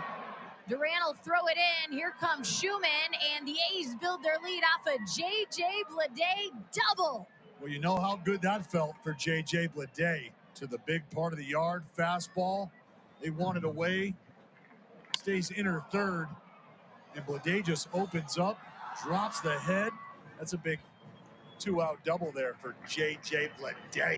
So I play hit number 1 and goes to number 2. Okay, we'll try it. Number 1. Yeah, number 1. Red Sox get on the board. He sucks this one out of here. Way out of here. Home run, Rob Refsnyder.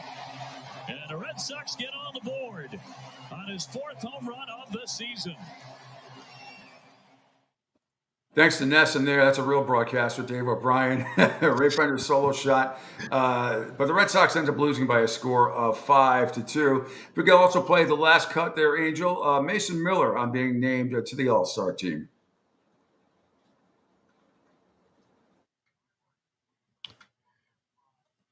Man, I mean, it's really awesome to have that recognition. And, you know, you get these moments sometimes where you get to look back and see, you know, kind of how far you've come, gives you a little perspective on, you know, the success you're having and, you know, all the hard work you put in to get to this point. So, yeah, 5 years ago, I'm not sure this would have been in my wildest dreams. That's for sure. Yeah, well, to throw over 100 miles an hour, you make it look easy. I know it's not, but I'm curious when you go back to when you first hit that kind of magic number. When did that happen? What was your kind of reaction to that? Seeing that, was it just like, oh, okay, I've got more in the tank? Because it looks like you do. Looks like you have more in the tank. I knew I was close coming out of college. You know, with all the pitch tracking and how you're able to view it. Obviously, once you get into pro ball, it's a little bit more advanced. So, in rookie ball in Arizona, right after the draft, I got to see it officially. Going back and watching it on the computer, so that was pretty cool. So, you get into this game. What's the game plan? Is it to just go challenge guys and put on a little bit of a show, or is it to kind of pitch like you would normally pitch in a game? I think there's a certain aspect of pitching how you normally pitch. I mean, you're pitching against the most talented guys in the league on the other side. Yeah, I mean, I was joking with one of our coaches yesterday that I was going to throw all sliders if I got in the game. No, I'll be letting the heater go for sure. I know that's what the people want to see. All right, and again, his 15 saved last night for Miller. He pitched the inning, pitched the ninth, 2.33 ERA. He will not be there at the end of the month for the Oakland A's. There will be a massive bidding war for that guy, and there is no way Billy Beane's going to be passing it up. I would be shocked if he didn't deal him at some point. So Pivetta pitched actually pretty well last night. He went 6 2/3 last night, gave up 4 runs on 6 hits, 2 walks, struck out 10. He struck out the first 8 batters. 8 consecutive batters, tying a Red Sox record for the second time. He also fanned 8 straight Detroit Tigers back on May 30th. So some interesting numbers there. Again, 4 runs, 2 walks, 6 2/3. He struck out 10, reaching double digits for the 15th time in his career, and 3rd this season. We played you the one cut already. Rev Snyder's home run in the bottom of the 6th. Tyler O'Neill also had an RBI double, infield single in the 7th. And unfortunately, Rafael Devers grounded out with the bases loaded to end the inning. So final score, A's 5, Red Sox 2. The teams wrap up their series now even at 1. Teams wrap up their 3-game series tonight at Fenway. Right-handed pitcher Luis Medina with 2-3 with a 4.37 ERA. He's scheduled to start for the A's against all-star right-handed pitcher Tanner Houck, who's 7-6 and a 2.68 ERA. So there is your Red Sox report for the day. Brought to you by Moynihan Lumber. Check out their complete line of Anderson windows and doors at any of their 3 locations in Beverly and North Reading, Massachusetts, and Plastow, New Hampshire. Elsewhere, quickly, as we do a little Major League rundown here, Angel. Not going to play a lot of cuts, but maybe some. The Chicago Cubs blanked the Baltimore Orioles by a score of 4-0 in that one.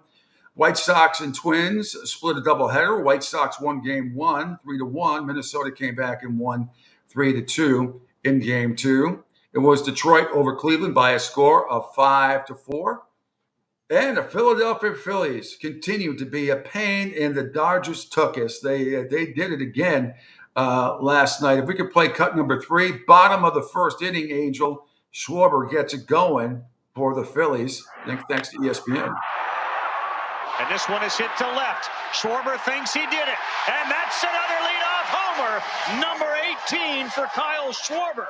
And the Phillies now have a 1-0 lead as he jumped it on the way to left. Got up into that wind and it kept going.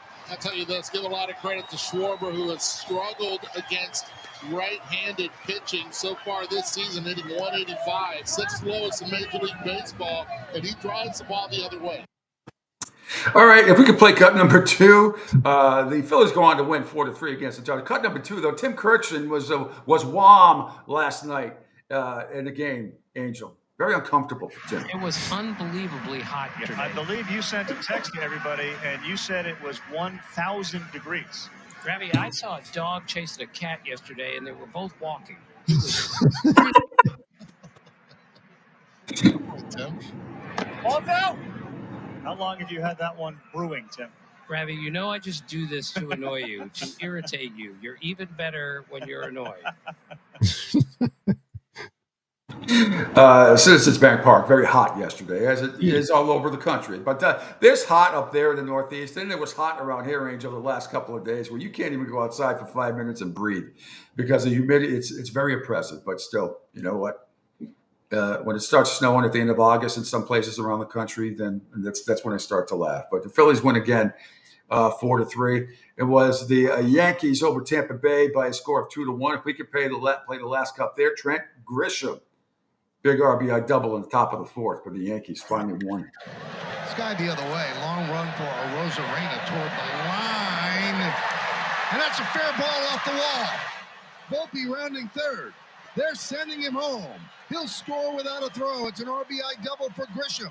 And the Yankees are on the board. They lead 1-0. Well, the batting average not elevated for Grisham, but he has plenty of power to all fields. As Anthony Volpe, the play is right in front of him. He's reading this all the way. You don't need your third base coach. And with his speed, he's going to score easily from first. All right, later on, actually, let me see how long this cut is. Yeah, let's do this now. If we could go, well, you don't have to say. We can play it right off of here. The Yankees win 2-1. But also, now Michael Kay is the voice of the Yankees right now. He goes off on a caller who says he doesn't criticize the Yankees at all. So this is what you have to go through. Big Michael Kay will never criticize the Yankees. Probably hang up on me, but never. You want me? You know what, jerk off? You want me to hang up on you? I am not going to hang up on you. I'm going to let you your nonsense. All I do is sit here and criticize the Yankees every day. Are you hard of hearing? Are you hard of hearing, Mike? What did you say about Boone? What did you say about Boone? I tell you, he is managing and no. Boone doesn't do Are you a Met fan or a Yankee fan? He doesn't. You're a Met fan or a Yankee fan? What are you? You're a Yankee fan. I have said that Boone acts in concert with the front office. I'm giving you reasons what's going on. I have said over and over they have a chance of falling out of the postseason. What do you want me to do? I don't understand what you want me to do, Mike. Go find it somewhere else. Boone is a puppet. Go find it somewhere else, Mike. Tell me who's saying stuff like this. You'll hang up, Michael. You'll hang up, Michael. Again, you want me to hang up on you, you clown. You want me to hang up on you. I am going to let you bury yourself. I'm not going to hang up on you. You deserve to be exposed as a moron. Go. Continue to go. You've got the radio. Go, Mike. Go. So who are they going to hire? Al Steinbrenner loves Brian Cashman, but you're not a baseball guy, but you're telling me that I don't rip them. You know what? Now you get hung up on because you're a moron. You're a moron. Bye, Mike. Clown, jerk, moron. Well, no, that's not a good ending. You stayed above the fray for so long. Because Peter, do you realize, you're a smart guy. Do you realize how much I shouldn't say jeopardize myself, but I put myself in the crosshairs. I criticize this team to an extent that no broadcaster ever does. And I'm in the unenviable position, or enviable, of having a talk show where I have to be honest, and I'm also the voice of the team. Don't tell me that I don't criticize the team. This guy is clueless. I gave him 6 minutes on New York Afternoon Drive, and he's going to say, well, Michael hung up on me. Get a life, you jerk. There you go. All right, we'll have your reaction to that. I'm going to take a quick break because Lou Merloni is going to join us. And just speaking of broadcasters, a player turned broadcaster, there he is. Lou Merloni is going to join us in just a few minutes. Quick break here on the Pete Sheppard Show. Yes, it is the Coastal Sports Network. Hi, folks. This is Gerard Moynihan of Moynihan Lumber, and I would like you to know that our company has been selling Anderson windows for over 60 years. See the complete line of Anderson windows at any of our 3 locations in North Reading, Beverly, or in Plastown, New Hampshire, or at MoynihanLumber.com. Ion Tampa Bay is the latest news, weather, and traffic for Pinellas, Pasco, Ellsboro, Hernando, and surrounding communities. Stay connected on X, Facebook, and their website, IonTP.com. Ion Tampa Bay keeps you informed on breaking news as it happens. Southwest Florida's newest game in town. Sports Radio 102.9, the game powered by Ion Tampa Bay. We'll be right back. Right now, our country feels divided, but there's a place where people are coming together. I gotta tell you, I was nervous to talk to someone so different than me. Me too, but I'm glad we are. Love Has No Labels and One Small Step are helping people with different political views, beliefs, and life experiences come together through conversation, and it feels good. Wow, your story is so... interesting? Yeah. When people actually sit down, talk, and listen to one another, they can break down boundaries and connect as human beings. At lovehasnolabels.com/onesmallstep, you can listen to amazing, life-changing conversations and find simple tools to start a conversation of your own. I know one thing. This conversation gives me hope. It gives me a lot of hope, too. Take a step toward bringing our country and your community together by having the courage to start a conversation at lovehasnolabels.com/onesmallstep. A message from StoryCorps, Love Has No Labels, and the Ad Council. People do some pretty cool things in their 40s and 50s. Why should saving for retirement be any different? I mean, they go back to college, learn new instruments, start skateboarding. Whoa! Okay, maybe that one's not for everybody, but saving for retirement is. With aceyourretirement.org, you can get on track with your retirement savings no matter your age. Just have a 3-minute chat with Avo, the friendly digital retirement coach from AARP. You'll get personalized recommendations based on your input that are easy to understand and work with your lifestyle. It's quick, easy, and free. Plus, it's sponsored by AARP, so you know they got your back. Woohoo! Gnarly move, Dad. Thanks, sweetie. So, wherever you are in your retirement savings journey, head to aceyourretirement.org and start chatting with Avo today. That's aceyourretirement.org. A message from AARP and the Ad Council. Adopt US Kids presents What to Expect When You're Expecting. A teenager. Learning the lingo. Today I'm going to help parents translate teen slang. Now, when a teen says something is on fleek, it's exactly like saying, that's rad. It simply means that something is awesome or cool. Another one is totes. It's exactly like saying, totally, just shorter. As in, I totes love going to the mall with Becca. Another word you might hear is jelly. Jelly is a shorter, better way to say jealous. As in, Chloe, I am like so jelly of your unicorn phone case. You don't have to speak teen to be a perfect parent. Thousands of teens in foster care will think you're, rad just the same. To learn more, visit adoptuskids.org. A public service announcement brought to you by the U.S. Department of Health and Human Services, Adopt U.S. Kids, and the Ad Council. This is the story of a very special woman. In a matter of seconds, she turned herself into a great mathematician or an entrepreneur. Her knowledge was limitless and still is. She could also make monsters disappear, especially those that lurked in the shadows under the bed. Once, this woman put back together a teenage girl's broken heart, which had been shattered in 1,000 pieces, just by giving her a bear hug. She masqueraded as a regular person at work, but as a superhero at home. Everyone knows her as Gabriella. I still call her Mom. Your hero needs you now, and AARP is here to help. Find the care guides you need to help, complete with tips and resources at aarp.org/caregiving. A public service announcement brought to you by AARP and the Ad Council. You want the best in sports and entertainment? You got it. Now, back to the Pete Sheppard Show. And back here at the Pete Sheppard Show here on the Coastal Sports Network. Lou Maloney going to join us. I'd always try. He just sent me a text, Angel. He said, I think I'm on. I said, I saw you pop up, but we still could not see him. I know he is trying again. And if we can't see him, hopefully we can at least hear him. Lou Maloney, can you hear me? Good morning. And we cannot hear Lou. I may just have him call in on the number. Oh, he's going to try one more time. Let's try one more time. I think he's going to, because I think he's on the road doing a couple of errands and he's trying to get on via his phone camera that way. Yeah. So, okay. I told him if there was a problem to call in. So. Hey, Lou Maloney, how are you? All right, couldn't see your lovely, handsome face, but hearing your voice is just as good. How you doing, my friend?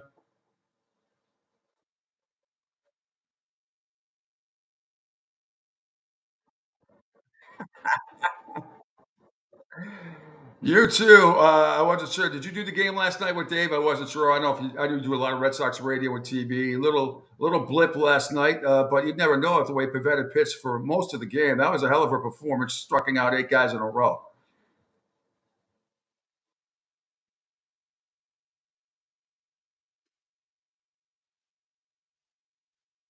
Yeah. Yeah.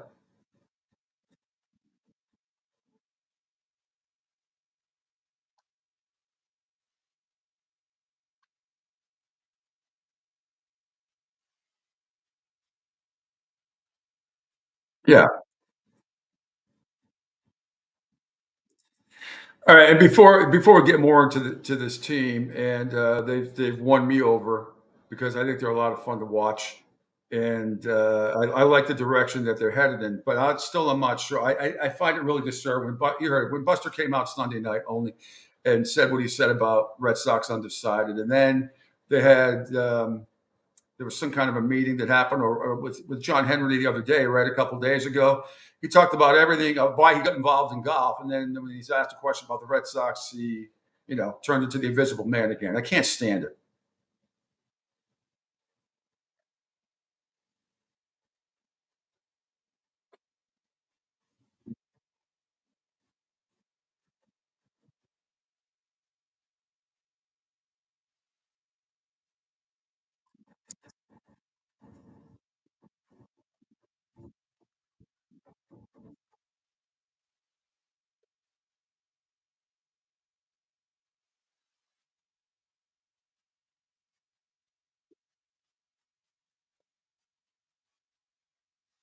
Yeah.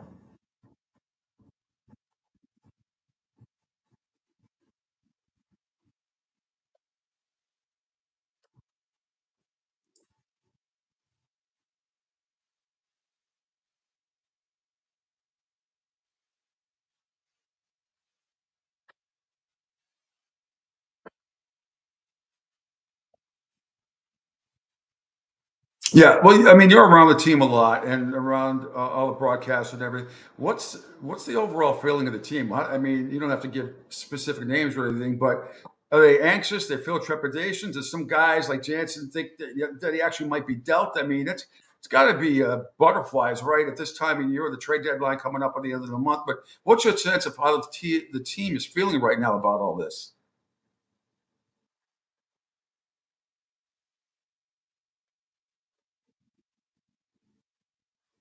Mhm.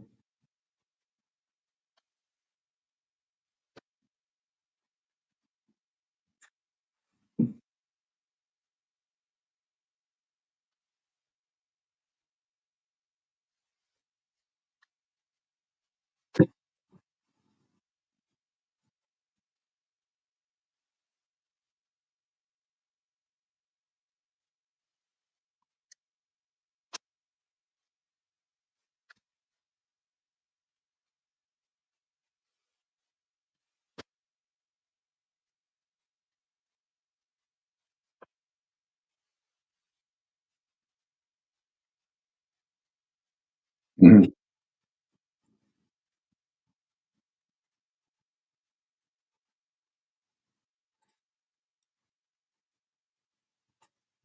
All right, just checking on something, Lou. Might have to have you call back. I want to check with executive producer Angel Martinez. Because I'm hearing on the video platform you're not coming in. I want to check on the app. Lou, do you mind Angel? Can we have him just call back in? Just okay. All right, thanks.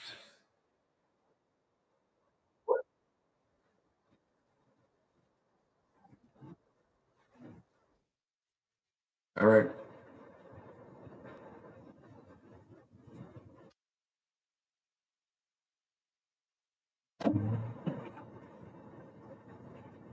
Should I refresh also? I'm not sure. We'll get it fixed.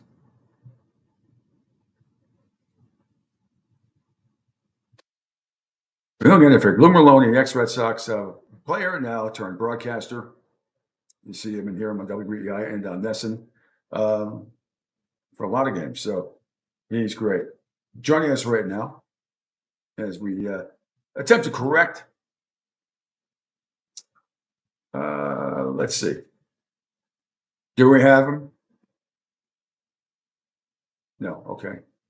We don't. All right. Well, we will have him. I know that. I know. I just saw Billy Burke try to pop in earlier too, probably testing it out. He's coming on with us at 9:05. So should Lou try calling in again? Okay. No, Lou, you there? Oh, there you are. Now he's okay. Now I hear you. Okay. I got you. I got you. You can hear me fine? Yeah. Okay. Yeah, exactly. The video and the app, but I think it's been corrected, Angel, right? I believe. I believe. Yep, we're good. All right. So yeah. So we were talking about. If, okay, just the last thing. If you're talking about, I was asking about the state of the team. I hate to have you repeat yourself, but just the state of the team with all the uncertainty going on of whether they're going to be buyers or sellers. You're close with some of the players. How are they feeling about the whole situation?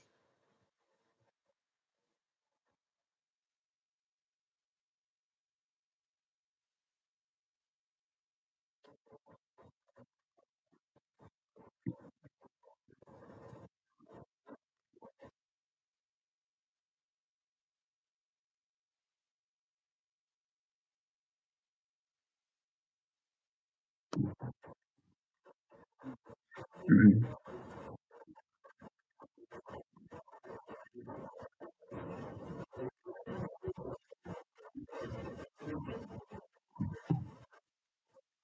Mhm.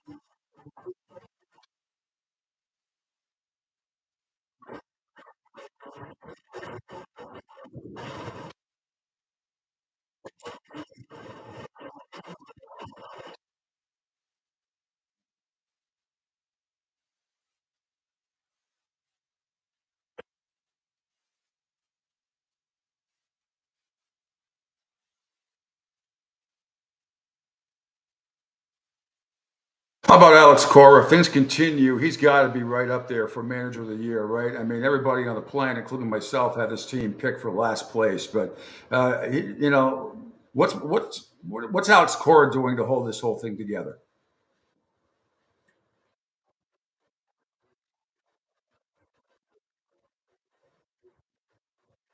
Mhm. Yeah.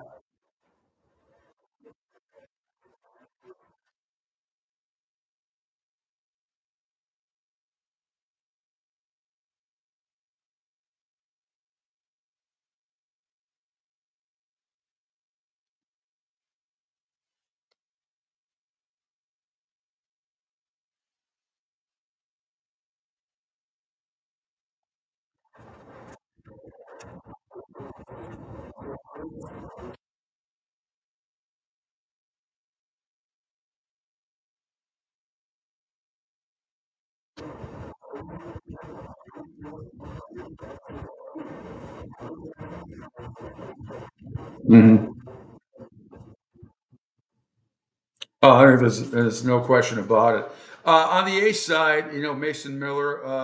I'm sure every team on the planet is going to be vying for his services. But what do you think, Billy Bean? I don't know how. I don't know how's Billy still. I don't know how he does it. I don't know how he has the mental capacity to be part of this organization still, knowing how.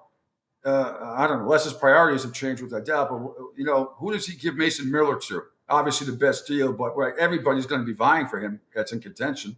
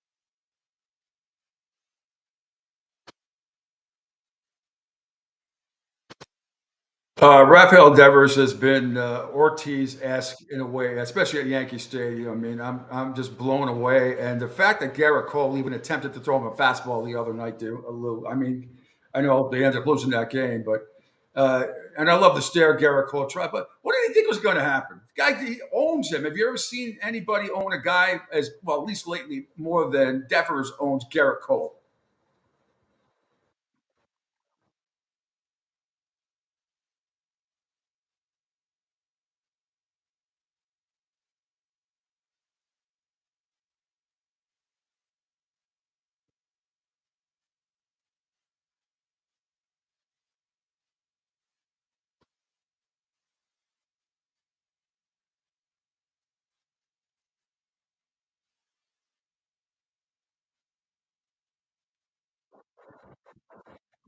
Yeah.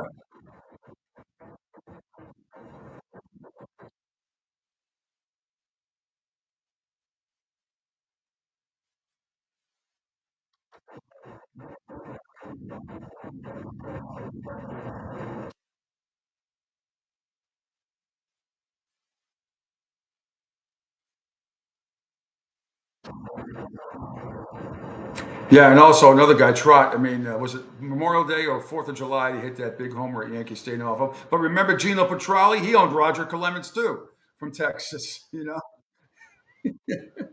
there's a yeah.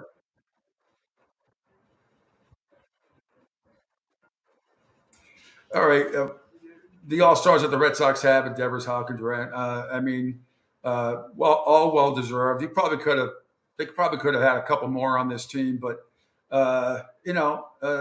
pretty good, pretty good lineup for the Red Sox so far. They're much, but what one is there one guy that surprised you so far, or two guys in this the entire whether it be pitching or at the plate that have you go wow, didn't see that coming.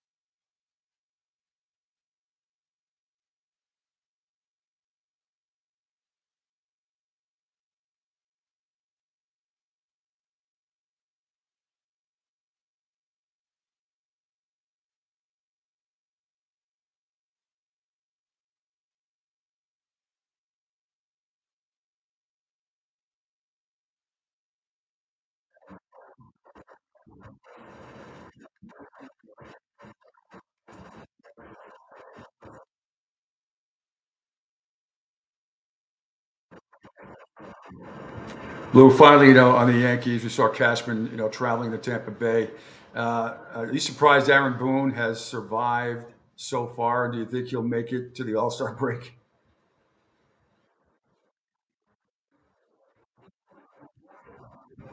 Oh God, yeah.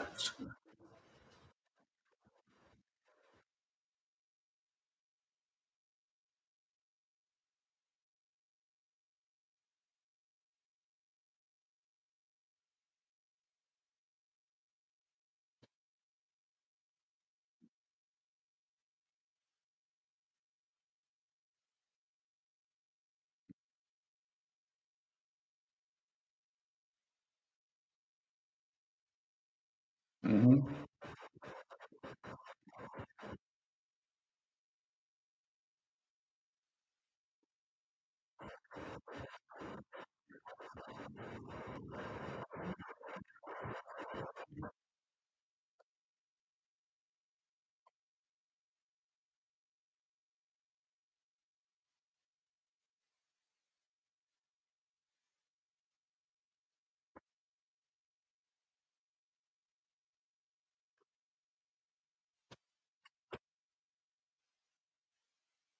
Finally, Lou, I want to, it's always great when we see New England kids like yourself make it big in Major League Baseball. You out of Providence College. I think your first Major League hit, if I remember, was a home run over the monster at Fenway. How about this kid from Cohasset?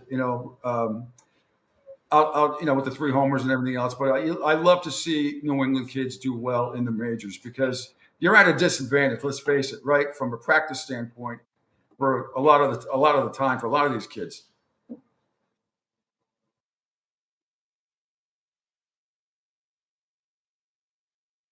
Yeah. No.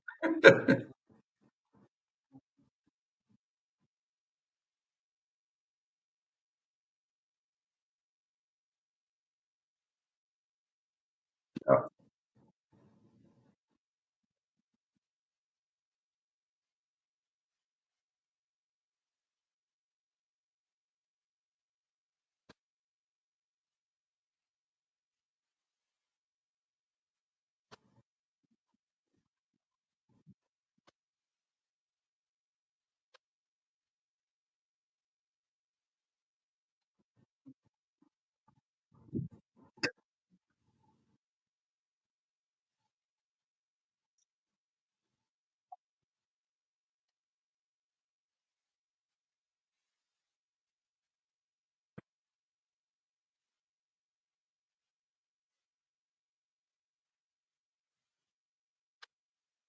All right, bud. Thanks so much. You're off this series, so what's up for you next? On Nesson or WEI, or are you doing both? Whatever it is, I lose track.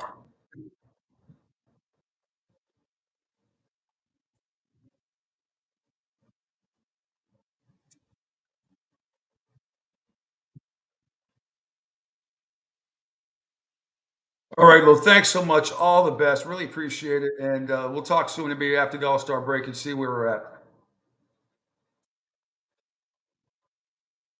You too. Thanks a lot. It is Lou Merloni, former Red Sox player turned broadcaster. I know on some of the couple of video platforms, I know Angel's working on it. We had there's a couple of technical issues, but I know Angel is going to edit it. In case you missed the interview, right, Angel? I think you'll be able to hear it after the show. It was it was good on some of the video platforms. It wasn't being heard, but Yeah. we're trying to correct as we go. Yep. No, I'll try and get the audio file back and then edit it like I did with one of them previously where it ended up happening. There's certain things, once again, folks, obviously always out of my control. One is if there's any kind of, which apparently last night there was an update to two things. One was the PC, the other one was a server. And I'm pretty sure one and the other decided not to talk. And the way we find out is obviously when the call comes in. So, and it happens every once in a while, but thankfully it's gotten a lot better compared to what it was before. So yeah, I'll try and get it edited and back out for everyone to hear. All right, cool. Thank you. And Bill Burt's going to join us from the Eagle Tribune coming up at 9:05. Meanwhile, a couple of other things in the world of sports last night in Vegas. Everything's happening in Vegas. Jesus. Team USA basketball, plenty of mess ups last night in the dress rehearsal. They beat Canada 86-72 in front of a record-setting crowd, 20,756 at T-Mobile Arena.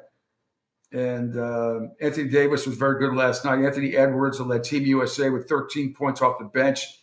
Davis had 10 points, 11 rebounds. They missed their first 6 shots last night, by the way, and had 8 turnovers in the first quarter. 8. But as a game wore on, the Americans kicked into gear and eventually pulled away. Former President Barack Obama was there. They held Canada to 33.8% shooting, 7 for 33 from three-point range. Canada's star-studded a backcourt, including Shea Gilgeous-Alexander and Jamal Murray. They went 5 of 18 from the field. 3 spots seemed destined to be filled. So Steph Curry, LeBron James, and Joel Embiid on Wednesday night. The other 2 spots, Drew Holiday from the Celtics, who's going to be there, and Devin Booker, Kevin Durant, who sat out for the 5th straight day because of a calf strain. So the second unit, Jason Tatum was awesome. So was Bam Adebayo, and Tyrese Halliburton from the Indiana Pacers was looking good. And also, we found out last night that Derek White from the Celtics is going to replace Kawhi Leonard on the team. Found that out yesterday. And that for Thursday, and for Abdul Dubai, where it will face Australia and Serbia in a pair of exhibition games, which they should blast those teams. They really should. There should be no excuse for blasting those teams. So for me, got my 3 Celtics on the team: Derek White, Drew Holiday, and Jason Tatum. Jaylen Brown should be on there too, but he's not. And Anthony Edwards the other day, the arrogance sometimes of some of these younger guys. When Anthony Edwards comes out, and he said it twice now over the last week, that I'm the number 1 choice. Well, first of all, you're coming off the bench. I mean, yes, you led the team last night with 3rd. You're not the number 1 choice. You know who is the number 1 choice? Nobody. They're all number 1 choices. That's just the kind of attitude. Well, yeah, I should be the man the whole time. No, you're not the man. You're one of the men. So stop saying you're the number 1 choice. You might be the number 1 choice on some feet, on some plays, but you're not going to be on others. You're not going to score 50 points. That's not your job. It's not the Minnesota Timberwolves. This is the best players on the planet are on this team. And if they don't win the gold, it's going to be pretty embarrassing. But we digress. All right, Angel. So we'll get that all corrected. Coming up next, and then thanks everybody for listening across on the Pete Sheppard Show. Across the video platform here on Twitter X, follow me at PShep326. My Facebook and Broad Street South Facebook pages, YouTube, powered by Ion TV, Spotify, LinkedIn, Twitch, Rumble, of course, Sports Radio 102.9. Angel has put together an unfreaking believable app, not to mention the webpage that he did.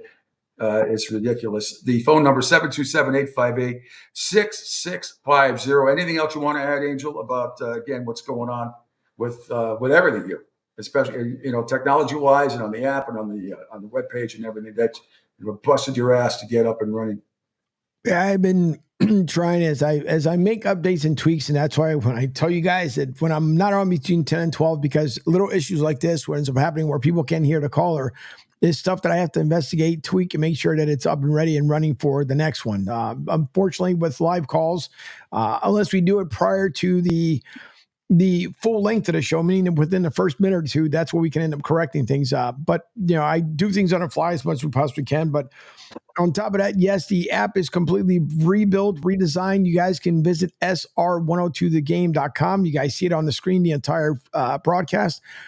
Download the app, because on the app, of course, you could hear the entire phone call conversation nice and clear on the audio with Pete's new laptop. If you guys have also noticed that it's come in clearer as far as the audio, number one. Number two, no refresh. When we've gone from video back to you, because of the greatest. Yeah. So there's a lot of stuff that needs to be done. And as I clean things up and make things better to just give you the visual and audio of everything, it takes time to build. And sometimes it gets a little frustrating. And because I love to perfect certain things, it is what it is. But I'll make sure that we're good. Thankfully, Bill's coming in via video. I'll just be tweaking stuff as I do every single day to make it better. But just download the new app. The old app, if you guys haven't downloaded, it will be gone here about another day or two. So if you try to bring it up and it says that it's not working, that's Round of applause. All right, it is Bill Burke coming up next from the Eagle Tribune. We'll talk more Red Sox and other stuff as well. He's got a couple of interesting stories I'm going to throw at him too. All part of the Pete Sheppard Show here on 7-11 Wednesday, the Coastal Sports Network. Hi, folks. This is Gerard Moynihan of Moynihan Lumber, and I would like you to know that our company has been selling Anderson windows for over 60 years. See the complete line of Anderson windows at any of our 3 locations in North Reading, Beverly, or in Plastown, New Hampshire, or at MoynihanLumber.com. Ion Tampa Bay is the latest news, weather, and traffic for Pinellas, Pasco, Ellsboro, Hernando, and surrounding communities. Stay connected on X, Facebook, and their website, IonTP.com. Ion Tampa Bay keeps you informed on breaking news as it happens. Southwest Florida's newest game in town. Sports Radio 102.9, the game powered by Ion Tampa Bay. We'll be right back. Okay, men. This is your time. Maybe you didn't choose this, but you're here now. You're gonna go out there and be an all-star caregiver. It's up to you. So what are you gonna do? You're gonna go grocery shopping, cook, clean, be there emotionally and physically. You gotta dig deeper. Drive them to physical therapy, doctor's appointments. Don't you forget about the pharmacy. No, you won't. Because that's what caregivers do. Don't give up. Don't ever give up. This is your time to show the world, your family, and yourself that you're tougher than tough. Now go out there and be the best caregiver this world has ever seen. Caregiving is tougher than tough. Find the care guides you need at aarp.org/caregiving. A public service announcement brought to you by AARP and the Ad Council. Hi, I'm Danica Patrick and proud aunt. Watching my nieces grow, play, and learn is amazing. But not every child gets to be carefree. 1 in 6 kids in the U.S. are hungry. 1 in 6. That little girl sitting alone at the playground, she can't play like the other kids. She doesn't have the energy because she's hungry. School lunch will be her only meal today. It breaks my heart that this is the reality in our country, but it's something that Feeding America is working to change. Each year, the Feeding America network of food banks rescues billions of pounds of good food that would have gone to waste. This food is then provided to families and children in need. Being a kid should be about using your imagination, learning, and having fun. These children shouldn't have to miss out on simply being a kid because they're hungry. To find out how you can help end childhood hunger in your community, visit feedingamerica.org. Brought to you by Feeding America and the Ad Council. Adopt US Kids presents What to Expect When You're Expecting. A teenager. Learning the lingo. Today I'm going to help parents translate teen slang. Now, when a teen says something is on fleek, it's exactly like saying, that's rad. It simply means that something is awesome or cool. Another one is totes. It's exactly like saying, totally, just shorter. As in, I totes love going to the mall with Becca. Another word you might hear is jelly. Jelly is a shorter, better way to say jealous. As in, Chloe, I am like so jelly of your unicorn phone case. You don't have to speak teen to be a perfect parent. Thousands of teens in foster care will think you're, rad just the same. To learn more, visit adoptuskids.org. A public service announcement brought to you by the U.S. Department of Health and Human Services, Adopt U.S. Kids, and the Ad Council. This is the story of a very special woman. In a matter of seconds, she turned herself into a great mathematician or an entrepreneur. Her knowledge was limitless and still is. She could also make monsters disappear, especially those that lurked in the shadows under the bed.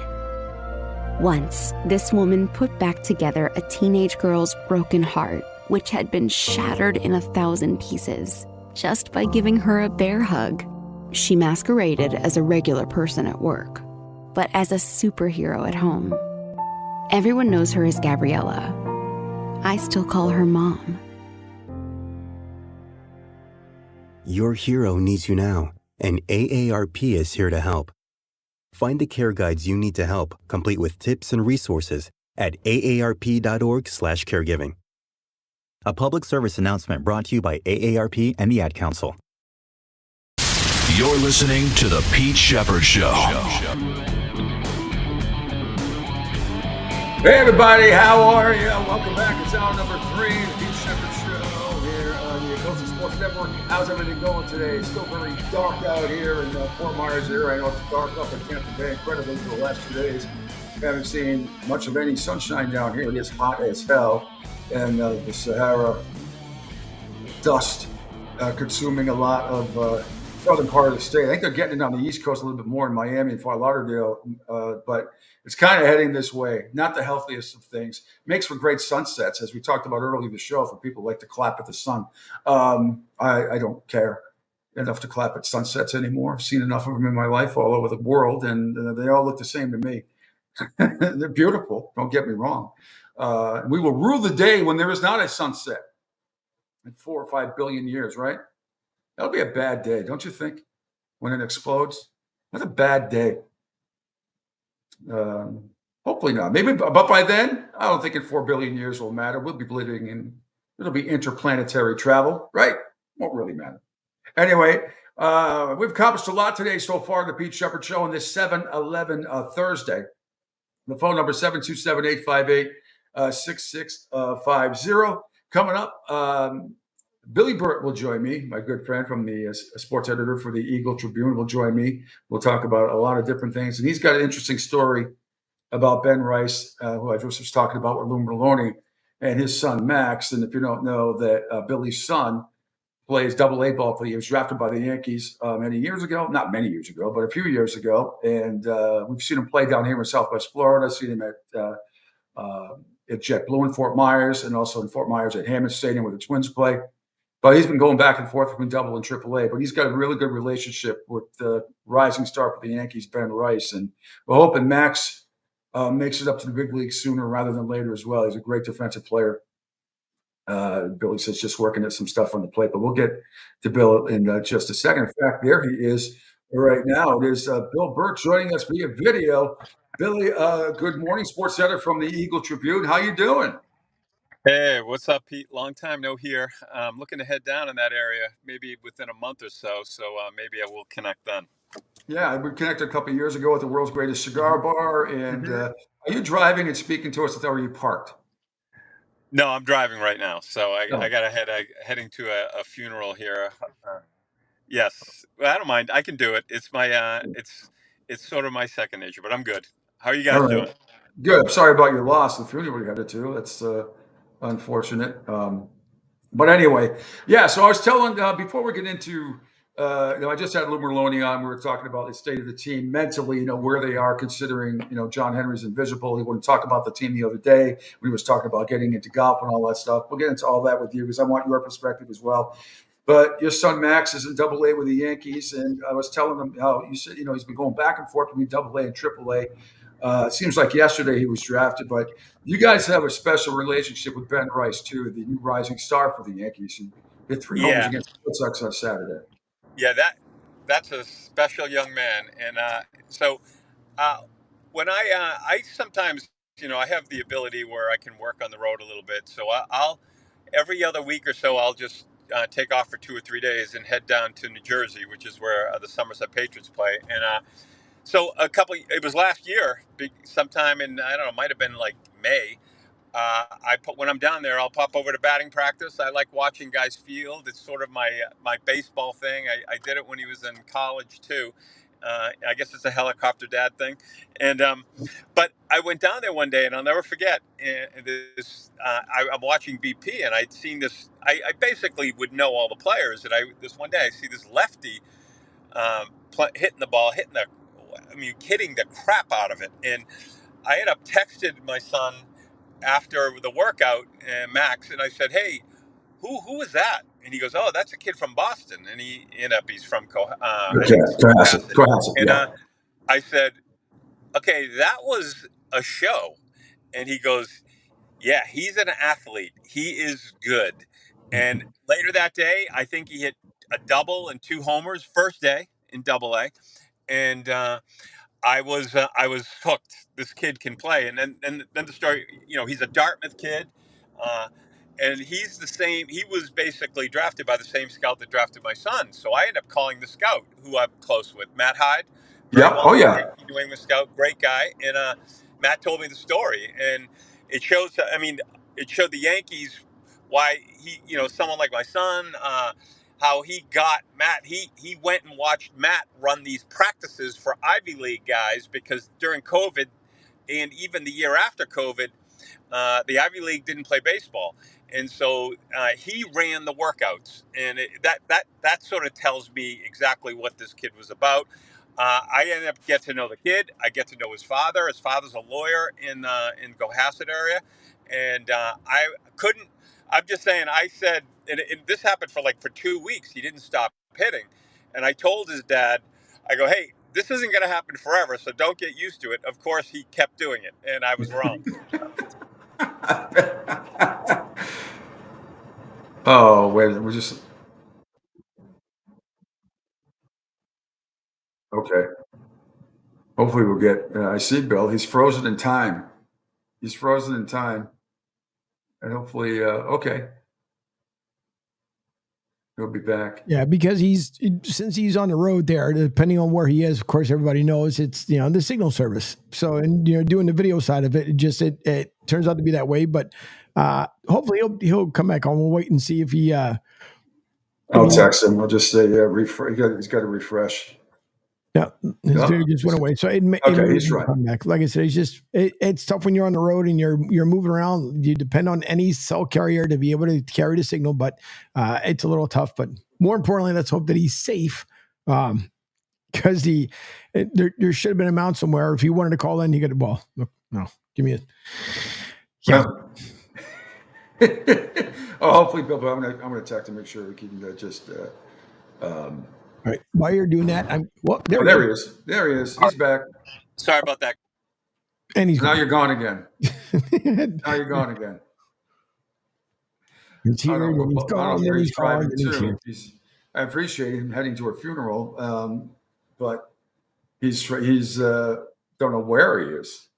To be honest with you, where he's driving. Hopefully, he will. We'll get back into it with him because I'm really interested to get his thoughts on if the Yankees continue to slide, even though they've had the worst record in baseball since June 12th. And I'm not making that up. They've had the worst record in baseball since June 12th. But I'm wondering if they continue to slide, not that they're not going to be a playoff team, because I believe they will, but I'm wondering if his, okay. Bill just said, got to give him a couple minutes. He's in a bad cell area. He's going to park. Yeah. Okay. But if they continue to slide a little bit, if Brian Cashman will look at young Max Burt and maybe give him a shot. You never know. That's what happens. Team slumping. You want to get some new youth in there, spark the team a little bit. Because I think Aaron Boone's on his last legs here. Again, I agree with Lou. It's not necessarily always the manager's fault, but you got to do something. You can't be the Yankees and have the worst record in baseball with that lineup since June 12th. It's unbelievable. Now, the Red Sox, on the other hand, have had, I think, the best record in baseball since June 12th, and it started with them taking 2 out of 3 of the Yankees. What's the matter, my dear? My dog is howling. She's well, that's just as bad, when it comes to, granted, we're talking about 2 different spectrums here, but with the Chicago White Sox, how in the world is that manager still there?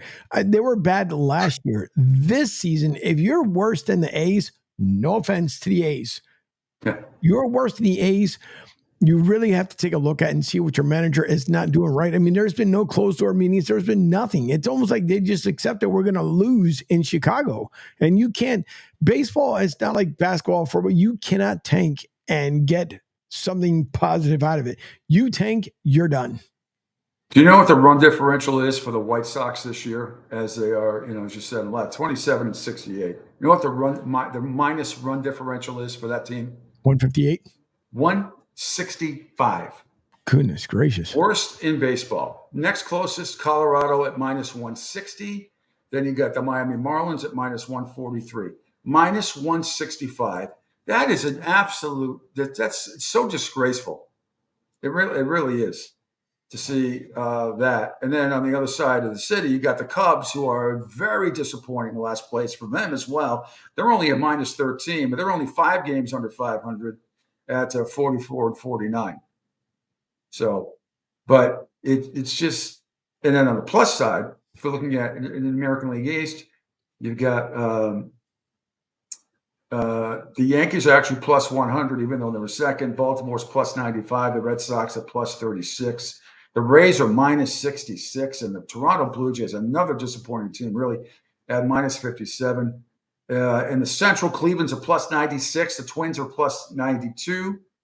Kansas City at plus 61. Seattle, being in first place at 51 and 43, is a plus 11. So, and he's back. Bill Burt has now rejoined the show. Hey, Bill, welcome back. Hey, guys. Sorry about that. That's all right. We got North Andover, Massachusetts is the worst cell coverage in America. It's worse. I was in Moscow, Idaho, better than us. So sorry about that. Moscow, Idaho. Really? All right. Well, you're still kind of blipping in and out, but hopefully I can hear. Can you hear me, Bill? No, he blipped out again. Yeah. It's processing. Yeah, I can hear you guys fine. Okay.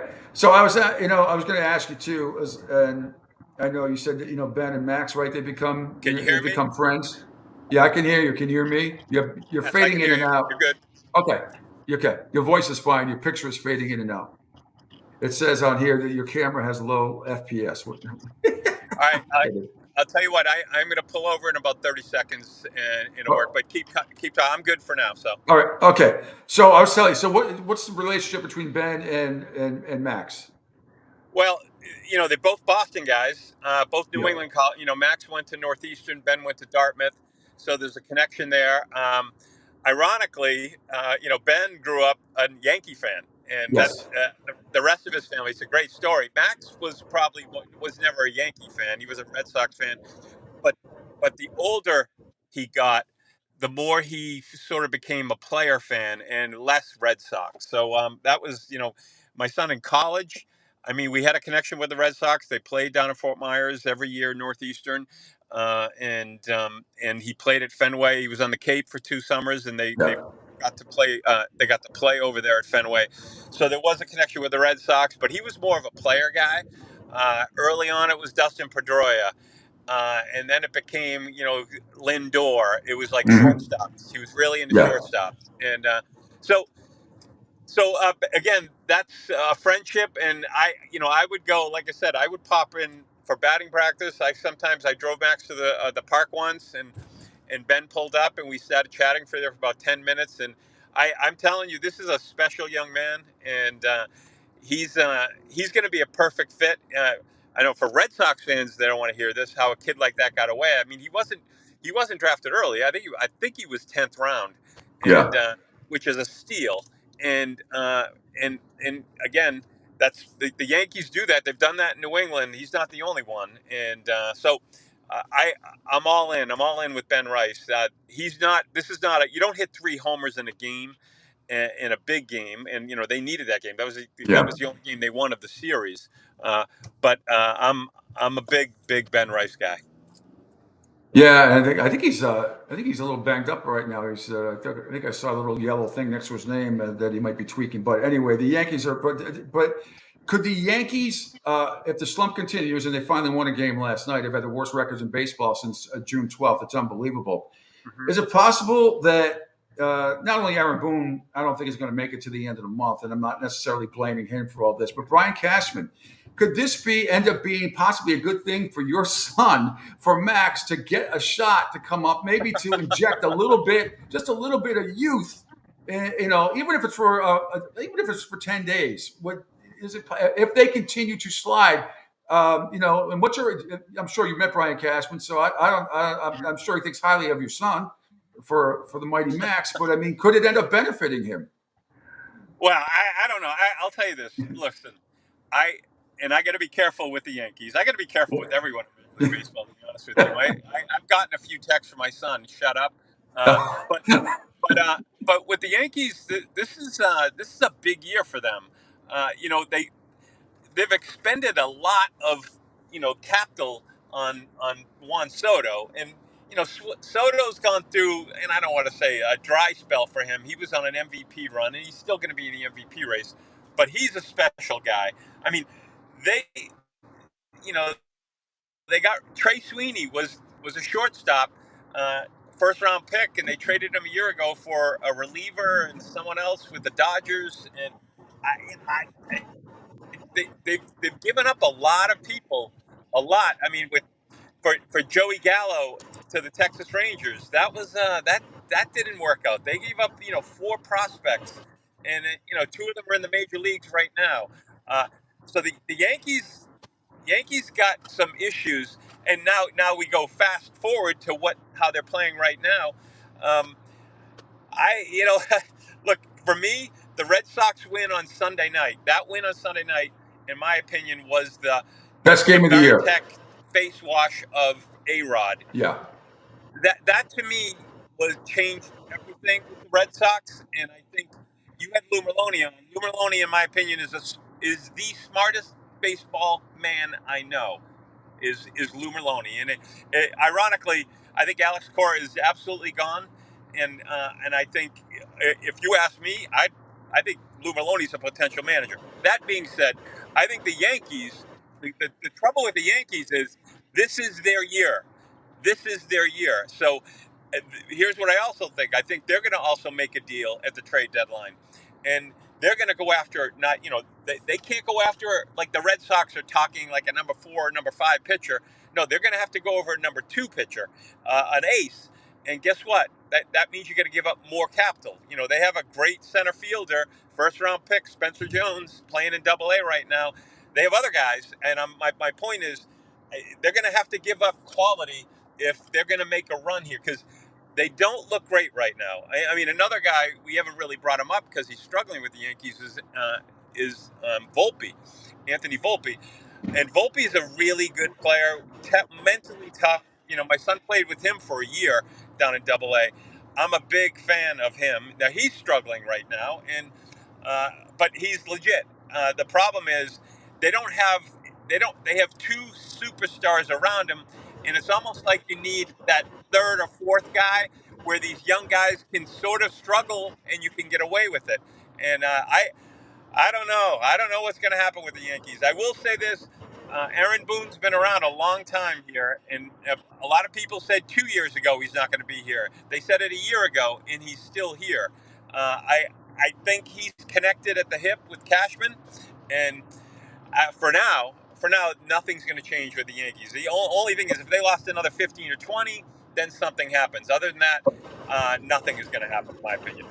Well, I'll ask you this. I asked Lou the same thing. You guys are both around the team a lot and in the locker room. What's the sense that you get from the players as far as being buyers or sellers? I mean, I know they all say the right things. It was out of our control and all of that stuff, but it really was disturbing last week when John Henry, earlier this week, John Henry wouldn't talk about, he talked about getting into golf, wouldn't talk about the Red Sox. And then when Buster Olney came out with that report on the ESPN Sunday saying that the Red Sox were still quote unquote undecided as to what to do. I mean, that's got to trickle down to the players a little bit, right, Bill? Yeah, it does. And you're talking the key players, and Yeah.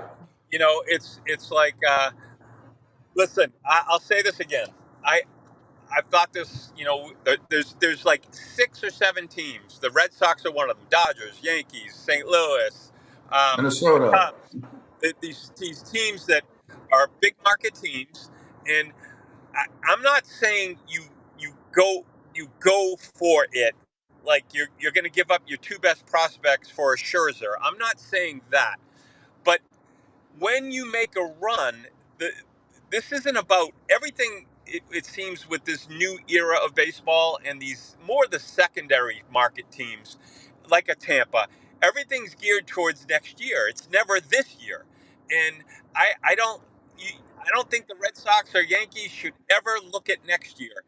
I'm not saying, look at Pete. You were around with the Patriots Yeah. run for at least the first All of them. dynasty when Bill Belichick lived by the theorem.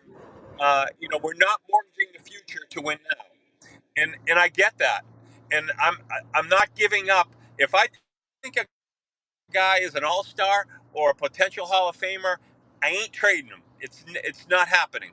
But there's other guys that have value in the minors that the odds are there's maybe 20% he's going to be an all-star, 50% he's going to be an everyday player. I'm giving up those guys that seem to have more value in the minors for a player that can help you now. Back to your original question, yes, this team on Sunday night changed everything for me. In my opinion, they have to go for it somewhat. If they're selling off pieces, and to get what? What are you going to get for Kenley Jansen? Are you going to get an Yeah. all-star?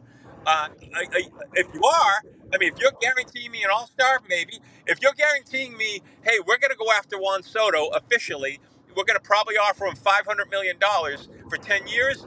All right, okay, that's interesting. I'm listening. But otherwise, there's so much energy, positive energy with this Red Sox team right now. In my opinion, you have to go for it somewhat, Yeah. and meaning I'm you're gonna have to I'm go a, after. Yeah, I'm always for you got to play to win now. You got to play to win now because there's so few opportunities. I know a lot. This team is getting compared to the team that went to the ALCS 3 years ago against the Astros, and nearly pulled that off. And that would have been something had they beaten that team and got to the World Series, considering everything that happened and all that crap. But I think you got to play to win now. I don't think I'm in. At the time, I thought I was on an island. When back in the day when the Red Sox traded Jeff Bagwell, who was a Double-A player back then, for Larry Anderson, they had to. Reardon went on the DL. They lost Lee Smith. There were the things that they had to do. I commended him for him. He solidified the bullpen at the time. Okay, Bagwell goes on to be a superstar. We know all the rest. We get that, but I think it was a good move by the Red Sox at the time, especially that they hadn't won the World Series yet. It was 1990, I think, they made that trade.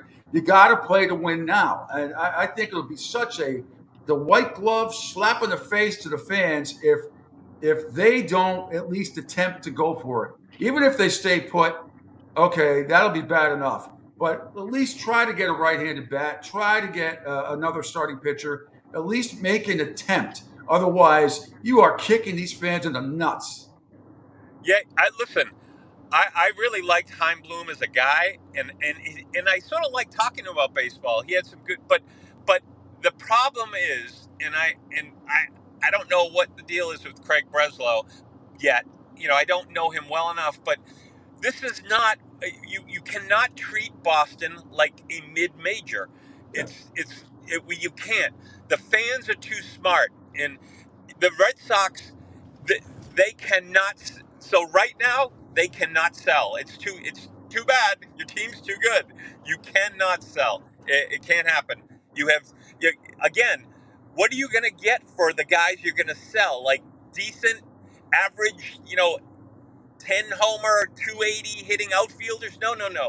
You need superstars, guaranteed superstars, and they're hard to find.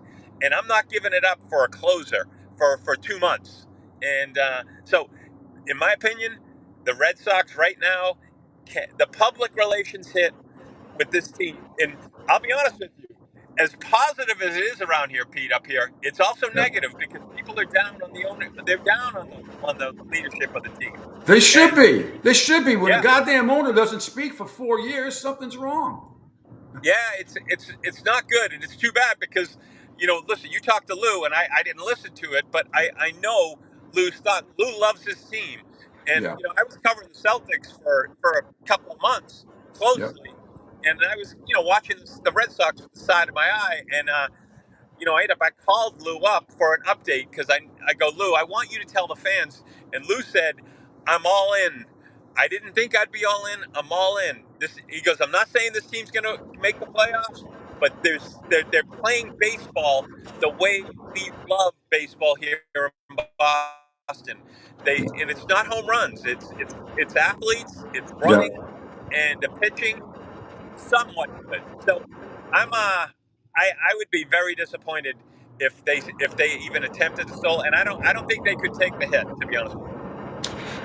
Billy, thanks so much, and won't keep you any longer. Thanks so much for taking a few minutes, and we'll do this again sooner rather than later. And when you get down here, we'll have dinner and a cigar, if you can, if you're able to. It'd be great to see you. So thanks so much, and all the best to you and Max and your family. And hopefully he's playing against the Red Sox soon.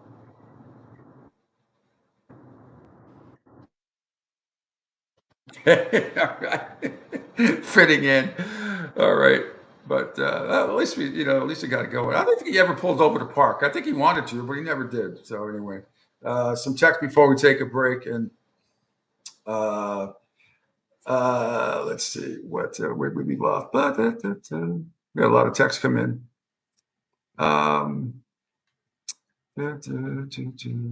Joey B had kind of started things off. She says, I don't know what's making me more nervous, Bill Burr driving and talking, or Pete Sheppard with no hat this morning. And then, I took a shower this morning. Sometimes I take a shower after the show, but I took one this morning early. And no, the best thing is I don't hear the way that my new laptops are set up. I got two, my old one and my new one, that I don't need my glasses anymore because they're reading glasses, and I have to be like this close, and I don't need to be. So one over here, I just need to be closer for the microphone, but I don't need them to see anymore. They're just to read. I can, because my vision far away is pretty good. Going back and forth between two mice is interesting. Yeah. But nevertheless, Tim says, still can't watch baseball. Last full season was Sosa versus McGuire. Oh, come on. Only watch the World Series. I'd rather watch hockey or golf. Yeah, okay. But he says, I do enjoy watching teams trying to buy a championship and they fall, especially New York Yankees. Well, yeah. I mean, they have some homegrown talent there. The Red Sox have a lot of homegrown talent, but that's, whatever means you have, I believe you try to win now. All right, Angel, going to take a quick break, and then I know you got some stuff to do. So we'll come back after the break and just do some final thoughts and wrap up the show so you can do what you got to do. That sound cool with you?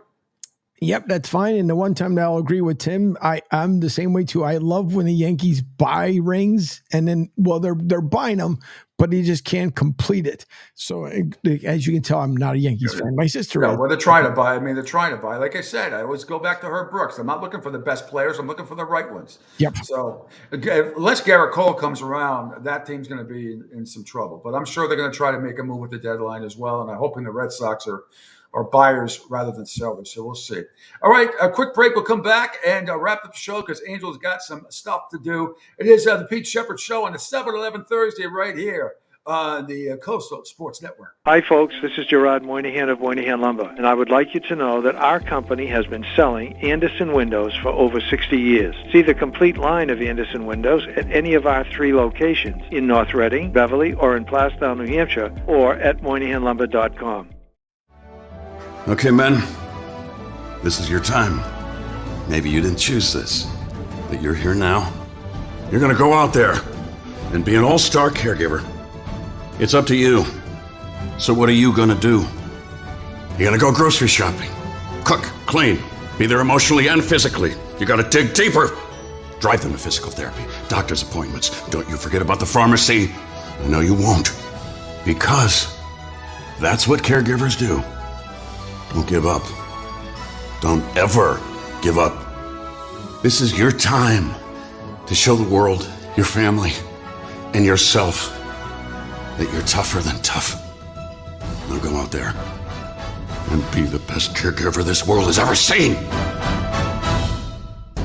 Caregiving is tougher than tough. Find the care guides you need at aarp.org/caregiving. A public service announcement brought to you by AARP and the Ad Council.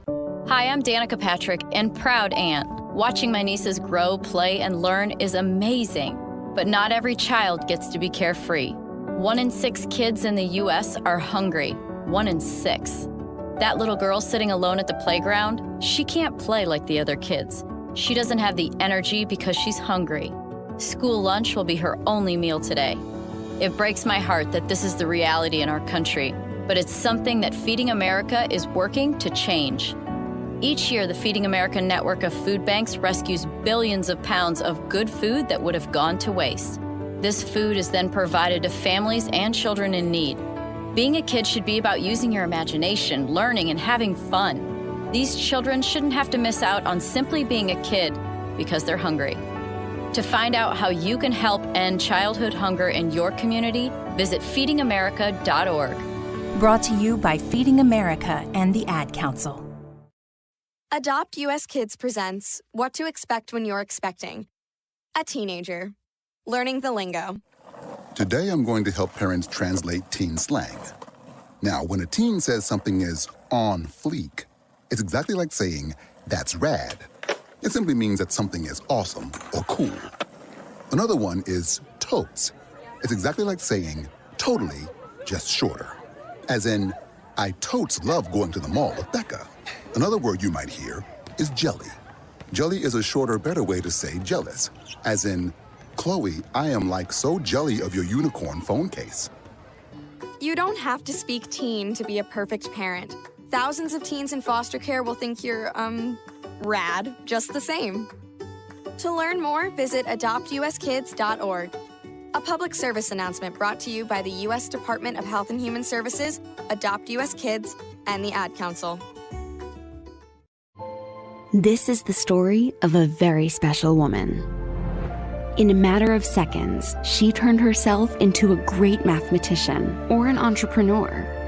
Her knowledge was limitless and still is. She could also make monsters disappear, especially those that lurked in the shadows under the bed.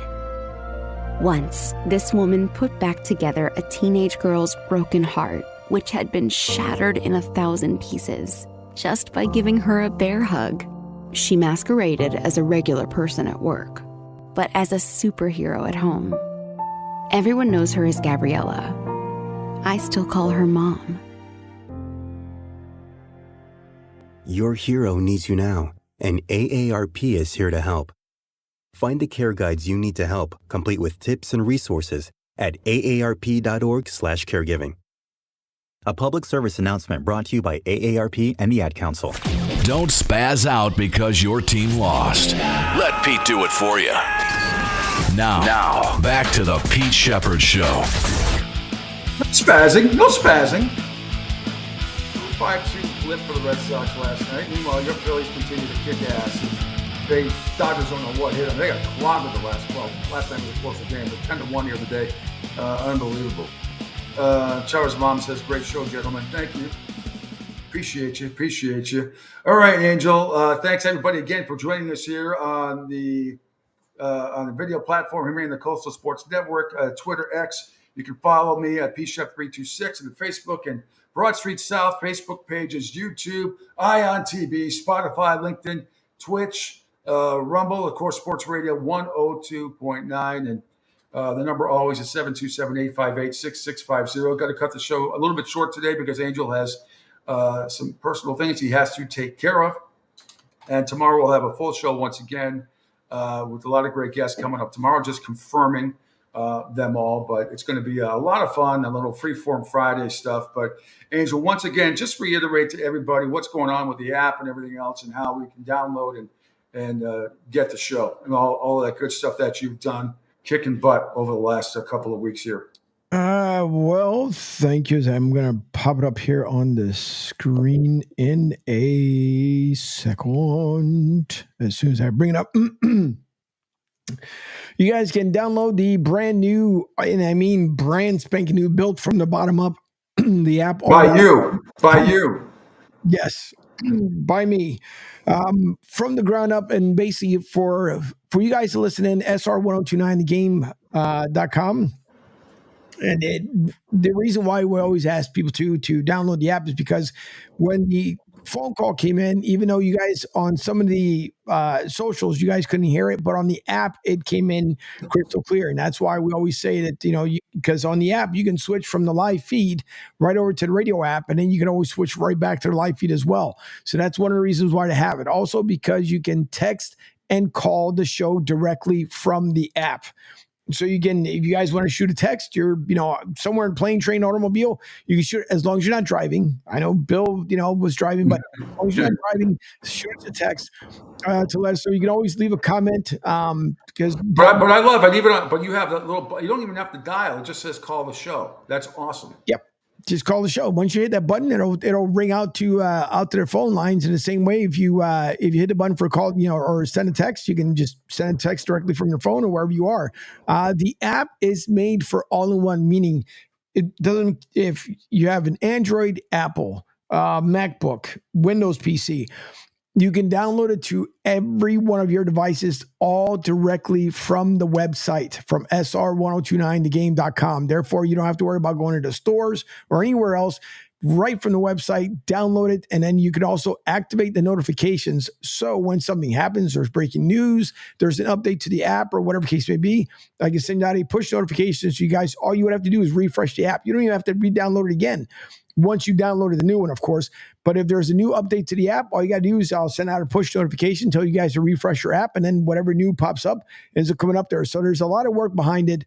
The same way with the phone line system here in the studio and everything else. And it's a lot of work to get done. And the most I ever ask of anybody is just download the apps. Therefore, we can continue pushing out digital content for Coastal Sports Network, for Sports Radio 129 The Game. You guys can also listen into the other shows that come on, like last night we're talking hoops, Monday night with Lloyd Vance.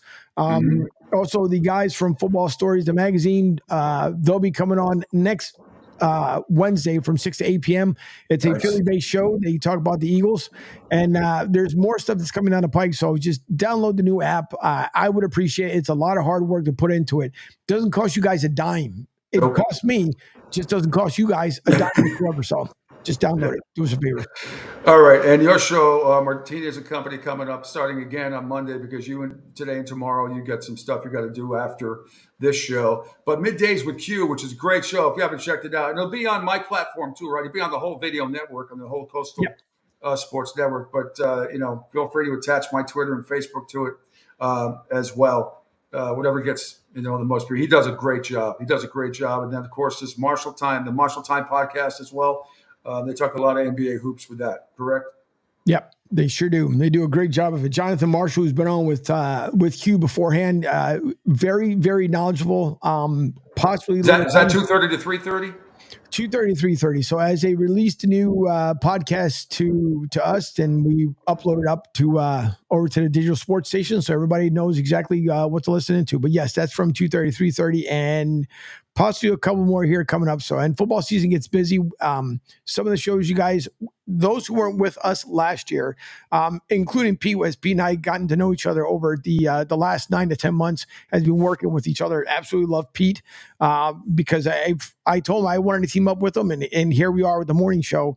But some of the very informative football shows that the guys cover from the NFL will be coming back as well. So there's plenty of stuff to be lined up here on the Coastal Sports Network. But we appreciate you guys. And just don't forget, please, if you guys can download the app, I would appreciate it, because, again, I don't make a dime from it. I just want to make sure that you guys get the quality digital and audio content.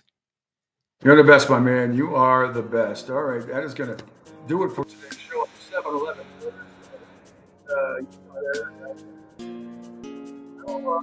Text you later on today about guests and links and all that fun stuff that makes it move.